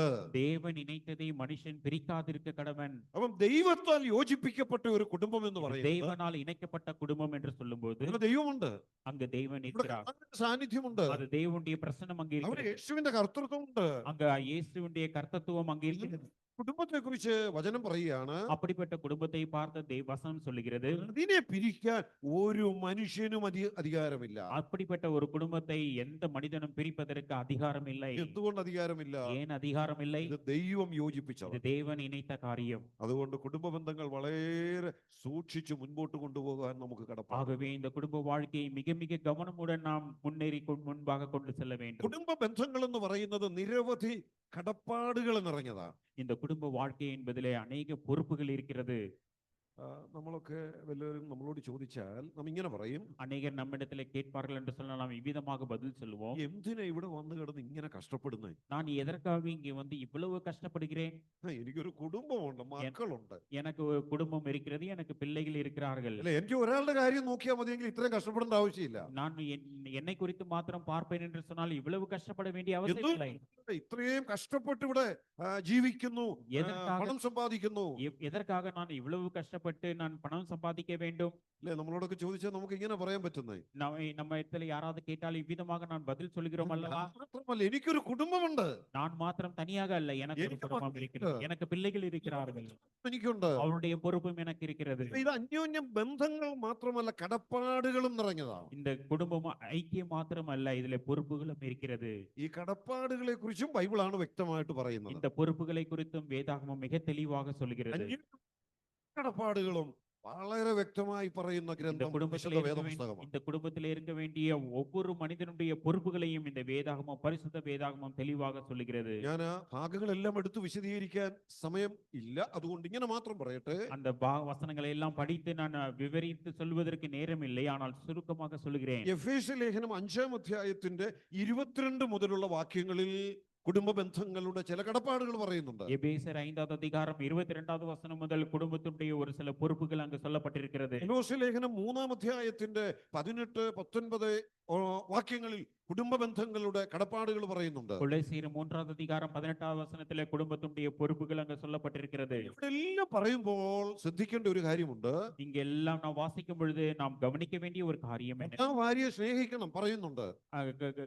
ஒரு கணவன் மனைவியை நேசிக்க வேண்டும், அன்பு கூற வேண்டும் என்று പക്ഷെ അവിടെ சொல்லப்பட்டிருக்கிறது. ഒരു പ്രത്യേക കാര്യം എടുത്തു പറയുന്നുണ്ട്. ஆனால் அங்கு ஒரு மிக முக்கியமாக ஒரு காரியத்தை சொல்லப்பட்டு, എങ്ങനെ വേണം സ്നേഹിക്കാൻ? எவ்விதமாக நாம் அன்பு கூற வேண்டும். സഭയെ സ്നേഹിച്ചതുപോലെ கிறிஸ்து சபையை அன்பு கூர்ந்தது போல അവിടെയും ആരാണ് കേന്ദ്രം? அங்கே அதனுடைய அடிப்படை யாராக இருக்கிறார்? നമ്മുടെ കുടുംബ ബന്ധത്തിലെ പരസ്പര സ്നേഹത്തിന്റെയും കേന്ദ്ര വ്യക്തി ആരാ? அந்த குடும்பத்திலே அன்பு கூற வேண்டியதற்கான மிக அடிப்படை என்னவாக இருக்கிறது? ആ സ്നേഹത്തിനൊരു നല്ല മാതൃക നമുക്ക് എവിടെയാ കിട്ടുന്നത്? அந்த அந்த அந்த அன்பிற்கு மாதிரி எங்கிருந்து கிடைக்கிறது? ഞാൻ എന്റെ ഭാര്യ മക്കളെ എങ്ങനെ സ്നേഹിക്കേണ്ടേ? என்னுடைய மனைவி பிள்ளைகளை நான் எவ்விதமாக அன்பு கூற வேண்டும்? അത് എവിടുന്ന എനിക്ക് പഠിക്കാൻ പറ്റും? இது எங்கிருந்து நான் படிக்க முடியும்? അയൽവക്കത്തെ വീട്ടിലെ ഭർത്താവ് എങ്ങനെ സ്നേഹിക്കുന്നതെന്ന് നോക്കി അതുപോലെ സ്നേഹിക്കണമെന്നാണോ വചനം പറയുന്നത്? பக்கத்து வீட்டுக்காரங்க ஒரு கணவன் மனைவி எவ்விதமாக அன்பு கூறுகிறான் என்று சொல்லி அவர்களை பார்த்து நீங்கள் கற்றுக்கொள்ள வேண்டும் என்று சொல்லி இந்த வேதாகமம் சொல்லவில்லை. നമ്മുടെ ദേശത്തുള്ള വലിയ ധനികരായ ആളുകൾ എങ്ങനെ സ്നേഹിക്കുന്നത് അതുപോലെ നിങ്ങൾ സ്നേഹിക്കണം, അങ്ങനല്ല വചനം പറയുന്നത്. இந்த உலகத்திலே நம்ம வீட்டு பக்கத்துல உன்னதமான சிறப்பான பணம் படித்தவர்களுடைய குடும்பத்தை பார்த்து நீங்கள் படித்துக் கொள்ள வேண்டும் என்று சொல்லி இந்த வேதாகமம் சொல்லவில்லை. നമ്മൾ മാതൃകയാക്കാൻ ശ്രമിക്കുന്നതെങ്കിൽ அவர்களை பார்த்து நாம் முன்னுதாரணமாக மாதிரியாக எடுப்போம் என்று சொன்னால் പ്രശ്നം ഉണ്ടാകും. அங்க நிச்சயமாக அந்த குடும்பத்திலே பிரச்சனைகள் வரும். എന്നാൽ അനുഗ്രഹകരമായിട്ട് ഐശ്വര്യമായിട്ട് കുടുംബം മുമ്പോട്ട് പോകണമെങ്കിൽ நல்ல சமாதானமான ஒரு குடும்ப வாழ்க்கையை நாம் கடந்து போக வேண்டும் என்று சொன்னால் ആരാ മാതൃകയായിട്ടുള്ളത്? யாரை மாதிரியாக நாம் வைக்க வேண்டும்? സഭയെ സ്നേഹിച്ചതുപോലെ கிறிஸ்து சபையை நேசித்தது போல സ്നേഹമാണ് அந்த கிறிஸ்துவினுடைய அன்பு നമ്മുടെ കുടുംബത്തിൽ നമ്മൾ പ്രാവർത്തികമാക്കണം. நம்முடைய குடும்பத்திலே காணப்பட வேண்டும். അവിടെയാണ് സ്വാർത്ഥതയില്ലാത്ത സ്നേഹം. அங்குதான் ஒரு எவ்விதமான எதிர்பார்ப்பும் இல்லாத ஒரு அன்பு. അവിടെയാണ് മറ്റുള്ളവരുടെ നന്മയ്ക്ക് വേണ്ടിയുള്ള സ്നേഹം. அந்த இடத்தில் ആண்டവராக இயேசு கிறிஸ்து மற்றவர்களுடைய நன்மைக்காக காணப்படுகின்ற அன்பு. അവിടെയാണ് തന്നെ തന്നെ കൊടുത്തുകൊണ്ടുള്ള സ്നേഹം. அங்குதான் தன்னைத்தானே தியாகமாக கொடுக்கின்ற ஒரு அன்பு. ആ സ്നേഹത്തെ കുറിച്ച് പറയുമ്പോഴും அன்பை குறித்து நாம் பார்க்கும்போது ആരാ മാതൃക? யாரை நாம் மாதிரியாக வைக்க வேண்டும்? സഭയെ സ്നേഹിച്ചതുപോലെ. கிறிஸ்து சபையை நேசித்தது போல. തിരിച്ചു പറയുന്നുണ്ട്, ഭാര്യ ഭർത്താവിന് കീഴ്പ്പെട്ടിരിക്കണം. ஆனால் வேறொரு காரியம் சொல்லுகிறது, மனைவி புருஷனுக்கு கீழ்ப்படிந்திருக்க வேண்டும். ആര് കീഴ്പ്പെട്ടിരിക്കുന്നത് പോലെ? എവിടുന്ന ഈ മാതൃക കിട്ടുന്നത്? யாரை நாம் மாதிரியாக பின்பற்ற வேண்டும்? നമുക്കറിയാം, ലോകത്തിൽ നോക്കിയാൽ അതിന് മാതൃക ഇപ്പം കിട്ടത്തില്ല. இந்த உலகத்தை பார்ப்போம் என்று சொன்னால் இதற்கு உதாரணம் கிடைப்பதில்லை. എല്ലായിടത്തും പറയുന്നത് ഈക്വാലിറ്റി വേണം, ഈക്വാലിറ്റി വേണം. எல்லா இடத்திலையும் நாம் பார்க்கும் பொழுது சம உரிமை வேண்டும் என்று சொல்லப்பட்டிருக்கிறது. എന്നാൽ കുടുംബത്തെ സംബന്ധിച്ച് ദൈവം വെച്ചിരിക്കുന്ന പ്രമാണത്തിന് ലഭിക്കുന്ന ഏറ്റവും നല്ല മാതൃക എന്ന് പറയുന്നത് വചനത്തിൽ തന്നെയാണ്. ஆனால் குடும்ப வாழ்க்கையை குறித்து நாம் பார்க்கும் பொழுது மிக முக்கியமான உன்னதமான உதாரணம் எங்க இருக்கு என்று சொன்னால் இந்த வேதாகம வசனம். അതെങ്ങനെയാണെന്ന വചനം പറയുന്നത്? அது எவ்விதமாக வசனம் சொல்லுகிறது? സഭ ക്രിസ്തുവിന് കീഴ്പ്പെട്ടിരിക്കുന്നത് പോലെ. சபை கிறிஸ்துவுக்கு கீழ்ப்பட்டு இருக்கிறது போல. അതുപോലെ അനുസരണത്തെ കുറിച്ച് പറയുന്നുണ്ട്, அதை தான் கீழ்ப்படிதலை குறித்தும் കരുതലിനെ കുറിച്ച് പറയുന്നുണ്ട്. കരുതൽ ஒருவர் கவனித்துக் கொள்கிற காரியத்தையும் ഇതിനെല്ലാം നമുക്ക് മാതൃക കിട്ടുന്നത് இவை எல்லாவற்றுக்கும் உதாரணம் எங்க இருக்கிறது என்றால் ക്രിസ്തുവിൽ നിന്നാണ്. கிறிஸ்துவில் இருந்து. ക്രിസ്തുവും സഭയും തമ്മിലുള്ള ബന്ധത്തിൽ നിന്നാണ്. கிறிஸ்துவும் சபைக்கும் உள்ளே இருக்கின்றதான அந்த உறவில் இருந்து. അതുകൊണ്ടാ പറയുന്നത്, ஆகவே தான் சொல்லப்பட்டிருக்கிறது, കുടുംബ ബന്ധത്തിലെ കടപ്പാടുകൾ വിശ്വസ്തയോടെ നമുക്ക് പാലിക്കാൻ കഴിയണമെങ്കിൽ ആരെ നോക്കിയാലേ നമുക്ക് സാധിക്കത്തുള്ളൂ? குடும்ப வாழ்க்கையிலே நாம் உண்மையுள்ளவர்களாக நாம் காணப்பட வேண்டும் என்று சொன்னால் யாரை நாம் முன்னுதாரணமாக வைக்க வேண்டும்? കർത്താവിനെ നോക്കിയാലേ നമുക്കതിന് നല്ല മാതൃക കിട്ടത്തുള്ളൂ. ஆண்டவராகிய இயேசு கிறிஸ்துவை நாம் நோக்கியால் மாத்திரமே நல்ல உதாரணத்தை நம்முடைய குடும்ப வாழ்க்கைக்கு நாம் கற்றுக்கொள்ள முடியும். കർത്താവ് മാത്രമേ അങ്ങനെയുള്ള നല്ല പാഠങ്ങൾ പഠിപ്പിച്ചിട്ടുള്ളൂ. ஆண்டவராகிய இயேசு கிறிஸ்து மாத்திரமே இப்படிப்பட்ட நல்ல காரியங்களை அவர் கற்றுக் கொடுத்திருக்கிறார். കർത്താവിൽ മാത്രമേ നമുക്ക് അതിനുള്ള മാതൃകകളും കാണാനായിട്ട് കഴിയുന്നു. ஆண்டவராகிய இயேசு கிறிஸ்துவுக்குள்ளாக மாத்திரமே இப்படிப்பட்ட நல்ல நல்ல உதாரணங்களையும் முன்மாதிரிகளையும் நாம் பார்க்க അത് முடியும். മാത്രമല്ല ബന്ധങ്ങളെ കുറിച്ചും കടപ്പാടുകളെ കുറിച്ചും പറയുമ്പോൾ அந்த உதாரணங்களையும் அந்த பொறுப்புகளையும் குறித்து சொல்லும் பொழுது അതും ചില ആത്മീയ സത്യങ്ങളെ വെളിപ്പെടുത്തുക. அதிலேயும் அநேக ஆவிக்குரிய சத்தியங்கள் அதிலே பார்க்க முடியும். ക്രിസ്തു സഭയെ സ്നേഹിച്ചതുപോലെ ഞാൻ എന്റെ ഭാര്യയെ സ്നേഹിക്കുമ്പോൾ கிறிஸ்து சபையை நேசித்தது போல நான் என்னுடைய ஒரு கணவன் ஒரு மனைவியை அன்பு கூர்ந்தால் ഞാൻ അറിയാതെ ലോകത്തിന്റെ മുമ്പിൽ ഒരു സത്യം വെളിപ്പെടുത്തുകയാണ്. இந்த நாம் மற்றவர்களுக்கு சொல்ல முடியாத ஒரு சத்தியத்தை இந்த உலகத்திற்கு நாம் வெளிப்படுத்துகிறோம். കാണുമ്പോൾ മറ്റുള്ളവർക്ക് ഒരു കാര്യം മനസ്സിലാകും. இந்த சிநேகத்தையும் இந்த அன்பையும் நாம் பார்க்கும் பொழுது மற்றவர்கள் என்ன சொல்லுவார்கள்? ഓ, ഇത് എവിടുന്ന ഇവർക്ക് കിട്ടിയത് ഈ പാഠം? இந்த இந்த இந்த இந்த நல்ல உதாரணம் எங்கிருந்து இவர்களுக்கு கிடைத்தது? കിട്ടിയത് മോഡൽ എന്ന് പറയുന്നത് ക്രിസ്തുവും സഭയും തമ്മിലുള്ള ബന്ധം. அது அவர்கள் சொல்ல வேண்டும் கிறிஸ்துவும் சபையும். അപ്പൊ അറിയാതെ നാം ക്രിസ്തുവിനെ വെളിപ്പെടുത്തുകയാണ്. ஆனால் நாம் அறியாமல் கிறிஸ்துவை நம்முடைய குடும்ப வாழ்க்கையின் மூலமாக நாம் வெளிப்படுத்துகின்றோம். ഞങ്ങളൊക്കെ ക്രിസ്തുവിനെ കുറിച്ച് മറ്റുള്ളവരോട് പറയാൻ വേണേ ഒരു മണിക്കൂർ നിന്ന് പ്രസംഗിക്കാം. நாம் கிறிஸ்துவை குறித்து மற்றவர்களுக்கும் மற்ற நம்முடைய நண்பர்களுக்கும் ஒரு மணிக்கு நேரத்துக்கு மேலாக நாம் பிரசங்கம் செய்யலாம். വാക്കുകളിലൂടെ ക്രിസ്തുവിനെ വെളിപ്പെടുത്താം. நம்முடைய வாயின் வார்த்தைகள் மூலமாக கிறிஸ்துவை நாம் வெளிப்படுத்த முடியும். വലിയ പ്രശ്നം ഇല്ലാതെ തന്നെ നമുക്ക് ജീവിതം കൊണ്ട് ക്രിസ്തുവിനെ വെളിപ്പെടുത്താൻ കഴിയണം. பெரிய பிரசங்கம் இல்லாமல் நம்முடைய குடும்ப வாழ்க்கையின் மூலமாக நம்முடைய நடத்தையின் மூலமாக மற்றவர்களுக்கு நாம் வெளிப்படுத்த வேண்டும். അതിനാ ദൈവം നമുക്ക് കുടുംബ ബന്ധങ്ങൾ തന്നു. அதற்காக தான் தெய்வம் நமக்கு குடும்ப வாழ்க்கையை கொடுத்திருக்கின்றார். നമ്മുടെ കടപ്പാടുകളിൽ നാം വിശ്വസ്തരായിരിക്കണം. நம்முடைய பொறுப்புகளில் நாம் உண்மை உள்ளவர்களாக இருக்க അത് வேண்டும். പരസ്പര ഭാര്യ ഭർത്തൃ ബന്ധത്തിൽ മാത്രമല്ല, அது கணவன் மனைவிக்கு இடையே இருக்கின்றதான உறவுகளில் மாத்திரமல்ல, ഇവിടെ ഇരിക്കുന്ന മാതാപിതാക്കൾ കുഞ്ഞുങ്ങളോടുള്ള ബന്ധത്തിൽ അവരുടെ കടപ്പാടുകളും വിശ്വസ്തയോടെ இங்க നിർവഹിക്കണം. இருக்கின்ற பெற்றோர்கள் தன்னுடைய பிள்ளைகளுடைய காரியத்திலும் மிக உண்மையுள்ளவர்களாக இருக்க வேண்டும். ഞാൻ മുമ്പേ പറഞ്ഞു, കഷ്ടപ്പെടുന്നത് എന്തിനാന്ന് ചോദിച്ചാൽ പറയും, ആ മക്കളുണ്ട്, അവരുടെ ഭാവി അവരെ കരുതാൻ വേണ്ടിയാ. நீங்கள் ஏன் இவ்விதமாக கஷ்டப்படுகிறீர்கள் என்று கேட்கும் பொழுது என்னுடைய மனைவி இருக்கிறார்கள், குடும்பம் இருக்கிறது, பிள்ளைகள் இருக்கிறது, அதற்காக நான் கஷ்டப்படுகிறேன் അപ്പൊ என்று നാം ഈ சொல்றோம். കഷ്ടപ്പാടുകളിലൂടെ അവരെ കരുതുമ്പോൾ എന്താ നാം കരുതുന്നത്? இந்த கஷ்டங்கள் மத்தியிலேயும் நாம் கடந்து போகும் பொழுது நாம் அவர்களிடத்திலே நாம் எதற்காக இவ்விதமாக கருதுகின்றோம்? അവർക്ക് നല്ല വിദ്യാഭ്യാസം കൊടുക്കാൻ വേണ്ടിയാ കരുതുന്നത്? அந்த பிள்ளைகளுக்கு நல்ல கல்வி கொடுக்க வேண்டும் என்பதற்காகவா? അവരുടെ സാമ്പത്തിക സ്ഥിതി ഒന്ന് മെച്ചപ്പെടുത്താൻ വേണ്ടിയാ കരുതുന്നത്? நல்ல பணம் சேர்த்து வைக்க வேண்டும் அதற்காகவா நாம் கவனிக்கின்றோம்? അവർക്ക് നല്ലൊരു കുടുംബ ബന്ധം കിട്ടാൻ വേണ്ടിയാ നമ്മൾ കഷ്ടപ്പെടുന്നത്? அவர்களுக்கு நல்ல ஒரு குடும்ப வாழ்க்கை கிடைப்பதற்காகவா நாம் கஷ்டப்படுகின்றோம்? ഇതൊക്കെ നമ്മുടെ ഉത്തരവാദിത്വമാണ്. இவையெல்லாம் நம்முடைய பொறுப்பாக പക്ഷെ இருக்கிறது. ഞാൻ ഒരു കാര്യം പറയട്ടെ, ஆனால் ஒரு காரியம் நான் சொல்கிறேன். ഇതിനേക്കാൾ വലിയൊരു ഉത്തരവാദിത്വം മക്കളോട് നമുക്കുണ്ട്. இதை விட மிக மிக முக்கியமான ஒரு பொறுப்பு நம்முடைய பிள்ளைகளோடு கூட நாம் கொடுக்க வேண்டியது അതെന്താണെന്ന് இருக்கிறது. അറിയാമോ? அது என்னதென்று சொல்ல முடியுமா? ജീവിക്കുന്ന ദൈവത്തെ അവർക്ക് പകർന്നു കൊടുക്കാൻ കഴിയും. ஜீவனுள்ள தேவனை நாம் அவர்களுக்கு சொல்லிக் கொடுக்க வேண்டும். ദൈവവിശ്വാസം അവരിൽ പകർന്നു കൊടുക്കാൻ കഴിയുന്നില്ലെങ്കിൽ இந்த காரியத்தை நாம் அந்த பிள்ளைகளுக்கு சொல்லிக் கொடுக்க നമ്മൾ முடியாவிட்டால் ചെയ്യുന്ന സകല കഷ്ടപ്പാടുകളും വെറുതെ. நாம் படுகின்ற எல்லா கஷ்டங்களும் வீணாக போய்விடும். അവർക്ക് ലഭിക്കുന്ന സമൃദ്ധികളിലൂടെ അവര് ലോകത്തിൽ വീണു പോകാനുള്ള സാധ്യത. அவர்களுக்கு கிடைக்கின்ற வாழ்ப்புகளில் அவர்கள் இந்த உலகத்திலே வீழ்ந்து போவதற்கு வாய்ப்புகள் உண்டாகும். അവരെ ഓർത്ത് നാളെ നമ്മൾ കരയേണ്ടി വരും. அந்த பிள்ளைகளை பார்த்து நாம் அழுகிறவர்களாக நாம் மாறி പിന്നെ നിലവിളിച്ചിട്ട് കാര്യമില്ല. அதற்கு பின்பதாக அழுது ഒരു புலம்பி പ്ലാൻ மறுபடியும் കഴിക്കാൻ കഴിഞ്ഞു പോയി. நம்முடைய காரியம் நம்முடைய பிள்ளைகள் நம்மை கைவிட்டு போய்விட்டார்கள். ഈ ദൈവം തന്നിരിക്കുന്ന സമയത്ത് நம்முடைய கைகளிலே பிள்ளைகளை தேவன் நமக்கு கொடுத்திருக்கின்ற ശരിയായ ദൈവവിശ്വാസം അവർക്ക് പകർന്നു കൊടുക്കാൻ കഴിയണം. தேவன் மேல் வைக்கின்ற விசுவாசத்தை அவர்களுக்கு கற்றுக் கொடுக்க வேண்டும். ഞാൻ അതുകൊണ്ട് ഇങ്ങനെ പറയട്ടെ, ஆகவே நான் இவ்விதமாக சொல்லுகிறேன், നമ്മുടെ അടുത്ത തലമുറയ്ക്ക് നമുക്ക് ചെയ്യാൻ കഴിയുന്ന ഏറ്റവും നല്ല കാര്യം എന്ന് പറയുന്നത് ദൈവവിശ്വാസം അവരുടെ ഹൃദയങ്ങളിൽ പകർന്നു കൊടുക്കുക എന്നുള്ളതാണ്. நம்முடைய அடுத்த பிள்ளைகளுக்கு நல்ல நாம் சிறப்பான காரியத்தை செய்ய வேண்டும் என்று சொல்லி நினைக்கும் போது தேவனுடைய விசுவாசத்தை அந்த பிள்ளைகளுக்கு சொல்லிக் கொடுக்க வேண்டும். ഞങ്ങളൊക്കെ ദൈവദാസന്മാർ എന്നുള്ള നിലയിൽ പല പ്രദേശങ്ങളിൽ ശുശ്രൂഷകൾക്കായിട്ട് കടന്നു പോകും. சகோதரர் தேவனுடைய ஊழியத்தை செய்வது நிமித்தமாக பல தேசங்களுக்கு கடந்து போயிருக்கின்றார். ചെല്ലുന്ന ചില സ്ഥലത്തൊക്കെ ചില മാതാപിതാക്കൾ ഞങ്ങളോട് വന്ന് ഇങ്ങനെ പറയും, ஒரு சில இந்த தேசங்களிலே ஒரு பெற்றோர்கள் வந்து என்னிடத்தில் இவ்விதமாக சொல்லியிருக்கிறார்கள், இருக்கிறார்கள். സഹോദര, എന്റെ മോന് വേണ്ടി ഒന്ന് പ്രാർത്ഥിക്കണേ. சகோதரரே, என்னுடைய வீட்டிலே வந்து நீங்கள் ஜெபிக்க வேண்டும். എന്റെ കുഞ്ഞുങ്ങൾക്ക് വേണ്ടി ഒന്ന് என்னுடைய പ്രാർത്ഥിക്കണേ. பிள்ளைகளுக்காக ஜெபிக்க வேண்டும். ഞാൻ ചോദിക്കും, എന്താ സംഭവിച്ചേ? நான் கேட்பேன், என்ன അയ്യോ, நடந்தது? ഞാൻ അവർക്ക് വേണ്ടി ഒത്തിരി കഷ്ടപ്പെട്ടു. ஐயோ, நான் அவர்களுக்காக மிகவும் നല്ല கஷ்டப்பட்டேன். വിദ്യാഭ്യാസം കൊടുത്തു, அவர்கள் நன்றாக படிக்க வைத்தேன். നല്ല നിലയിൽ അവരെ എത്തിച്ചു. அவர் நல்ல நிலைமையிலே இருக்கிறார்கள். പക്ഷെ ഇപ്പൊ എനിക്ക് വളരെ വിഷമം. ஆனால் இப்பொழுது எனக்கு மிகவும் பாரமாக இருக்கிறது. ഞാൻ പറഞ്ഞാൽ കേൾക്കത്തില്ല, நான் சொன்னால் கேட்பதில்லை, അവര് ചർച്ച വരത്തില്ല, சபைக்கு வருவதில்லை, അവർക്ക് ദൈവം വേണ്ട, தெய்வம் வேண்டாம், അവർക്ക് യാതൊരു ആത്മീയ കാര്യങ്ങളും വേണ്ട.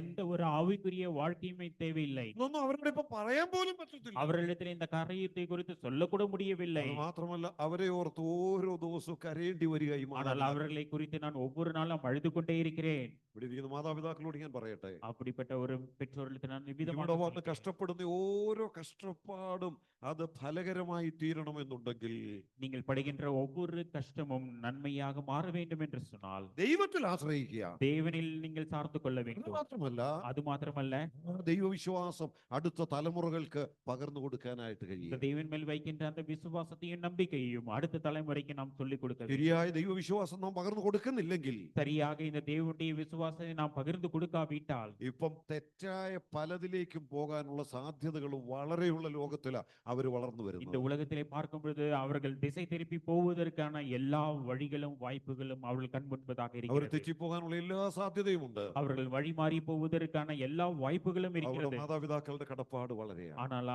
ஆகவே தான் நம் பெற்றோருடைய பொறுப்பு மிக அதிகமாக இருக்கிறது. കുടുംബത്തിലാണ് ആത്മീയമായ ഒരു പരിശീലനം അടുത്ത തലമുറകൾക്ക് ലഭിക്കേണ്ടത്. இந்த குடும்பத்தின் மூலமாக தான் ஆவிக்குரிய பாடங்களும் பரீட்சைகளும் இந்த இடத்திலே கற்றுக் கொடுக்கப்படுகிறது. നല്ല ദൃഷ്ടാന്തങ്ങൾ ദൈവവചനത്തിലുണ്ട്. வேத வசனத்தில் அநேக உதாரணங்கள் கொடுக்கப்பட்டிருக்கிறது. പഴയ നിയമത്തിലെ ഇസ്രായേൽ ജനത്തോട് പറയുന്ന ചില പ്രമാണങ്ങൾ തന്നെ ഇങ്ങനെയുണ്ട്. பழைய ஏற்பாட்டிலே இஸ்ரவேல் ஜனங்களோடு கூட தேவன் சொல்லுகின்ற அநேக பிரமாணங்கள் இருக்கிறது. ഞാൻ നിങ്ങളെ നടത്തിയ വഴികളൊക്കെ നിങ്ങൾ അടുത്ത തലമുറയ്ക്ക് പകർന്നു കൊടുക്കണം. நான் உங்களை நடத்தின விதங்களை முழுவதையும் அடுத்த தலைமுறைக்கு நீங்கள் சொல்லிக் கொடுக்க வேண்டும் என்று നമ്മുടെ சொன்னார். കഷ്ടപ്പാടുകൾ അടുത്ത തലമുറ അറിയണം. நம்முடைய கஷ்டங்களையும் பிரயாசங்களையும் நம்முடைய அடுத்த தலைமுறை அறிய ഇവിടെ வேண்டும். ദൈവം എങ്ങനെ നമ്മെ നിലനിർത്തി അവരത് അറിയണം. தேவன் என்னை எவ்விதமாக வழிநடத்தினார் என்று சொல்லி அடுத்த தலைமுறை அறிய வேண்டும். അങ്ങനെ കുടുംബത്തോട് നമ്മൾ വിശ്വസ്തത പുലർത്തിയാൽ, அவ்விதமாக குடும்பத்தோடு நாம் உண்மையாக வாழ்வோம் என்று சொன்னார். കൊലോസ്യ ലേഖനം 3:24 പറയുന്നു, கொலோசியர் 3:24 இவ்விதமாக சொல்லப்பட்டது. ദൈവം അതിന് പ്രതിഫലം തരുന്നവനാണ്. தேவன் அதற்கு பிரதிபலன்களை தருகிறார். എന്താ ദൈവം തരുന്ന പ്രതിഫലം? தேவன் கொடுக்கிற பிரதிபலன் என்ன? പ്രതിഫലം വേറെ, இந்த உலகத்திலே கிடைக்கிற பிரதிபலன்கள் வேற, നിത്യതയിലെ പ്രതിഫലം വേറെ. நித்திய பரலோகத்திலே கிடைக்கின்ற அந்த பிரதிபலன்கள் வேறவாக இருக்கிறது. പ്രതിഫലം തരിക, இங்கேயே அவர் பிரதிபலன்களை നല്ല தருகிறார். മക്കളെ തരിക, நல்ல மக்களை ദൈവവിശ്വാസമുള്ള മക്കളെ തരിക, விசுவாசம் உள்ள பிள்ளைகளை தருகிறார். നല്ല സാക്ഷ്യമുള്ള മക്കളെ തരിക. நல்ல சாட்சி உள்ள பிள்ளைகளை தருகிறார்.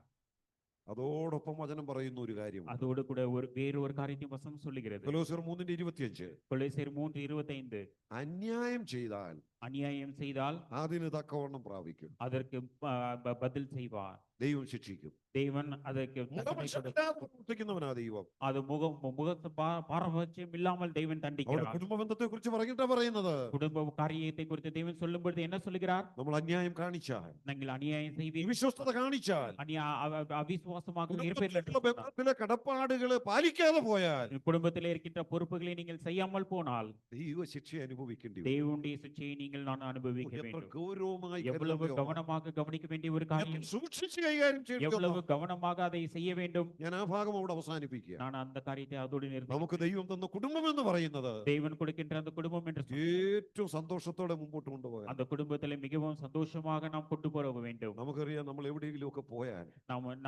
நாம் பல இடங்களுக்கு போகும் பொழுது, ഒരു 3 ആഴ്ചത്തേനാ ഞാനിപ്പോ ഈ UAE-ലേക്ക് വന്നേ. இந்த 3 வாரங்களாக இந்த யுஏஇலே நான் இருக்கிறேன். ഈ 3 ആഴ്ചയൊന്ന് തീരാൻ നോക്കിയിരിക്കുക. எப்பொழுது இந்த 3 வாரங்கள் முடியும் என்று சொல்லி பார்த்து கொண்டிருக்கிறேன். ഇതിനു വേണ്ടിയാ? எதற்காக?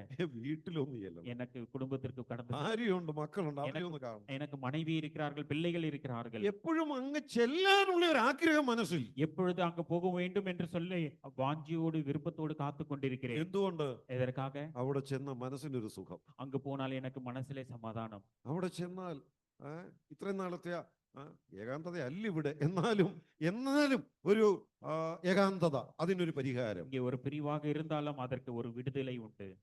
ഏകാന്തതയല്ല, ടൈറ്റ് ഷെഡ്യൂൾ ആയിരുന്നു. ആ. എന്നാലും ആ വീട്ടിൽ കിട്ടുന്ന ഒരു സുഖം എവിടെയാ കിട്ടുന്നത്? இந்த எவ்வளவு டைட் ஷெட்யூலாக இருந்தாலும் வீட்டிலே கிடைக்கின்ற அந்த சுகம் சமாதானம் வேற எங்கே ആ கிடைக்கும்? സ്നേഹം കിട്ടുന്ന സ്ഥലമായിരിക്കണം കുടുംബം. அந்த சிநேகமும் சந்தோஷமும் கிடைக்கக்கூடிய இடமாக அந்த குடும்பம் ആ காணப்பட കരുതൽ வேண்டும். കിട്ടുന്ന സ്ഥലമായിരിക്കണം കുടുംബം. அந்த கருதல் கிடைக்கக்கூடிய இடமாக அந்த குடும்பம் ആ ഐശ്വര്യം അനുഭവിക്കുന്ന സ്ഥലമായിരിക്കണം കുടുംബം. அந்த ஐஸ்வர்யம் அந்த கிடைக்கக்கூடிய இடம் அந்த குடும்பமாக இருக்க അത് வேண்டும். സാധിക്കണമെങ്കിൽ ഒരൊറ്റ മാർഗമേ ഉള്ളൂ. இதை நடக்க வேண்டும் என்று சொன்னால் ஒரே ஒரு வழி. എന്താണ് ആ മാർഗം? அது என்ன வழി? അത് മതങ്ങൾക്ക് തരാൻ പറ്റത്തില്ല, அது மதங்களால் கொடுக்க முடியாது. അത് കേവലം മനുഷ്യർക്ക് തരാൻ പറ്റത്തില്ല, அது மனிதர்களால் கொடுக்க അത് முடியாது. നമ്മുടെ ഭരണാധികാരികൾക്ക് തരാൻ പറ്റത്തില്ല, அது പോലീസിനും തരാൻ இது പറ്റില്ല. அதிகாரிகளால் ஆட்சி செய்கிறவர்களால் கொடுக்க ഇനി முடியாது. ആർക്കേ പറ്റത്തുള്ളൂ? ஆனால் ஒரு ஆளை முடியும். ദൈവത്തിന് മാത്രം. அது தேவனால் மாத்திரம். അതുകൊണ്ടാണ് പറയുന്നത് കുടുംബ ബന്ധങ്ങളുടെ കേന്ദ്ര വിഷയം ഒരു വ്യക്തിയായിരിക്കണം, അത് ക്രിസ്തു ആയിരിക്കണം. அது ஆகவே தான் இவ்விதமாக சொல்ல முடியும், ஒரு குடும்பத்தினுடைய ஆதாரம் அடிப்படை அடிஸ்தானம் அது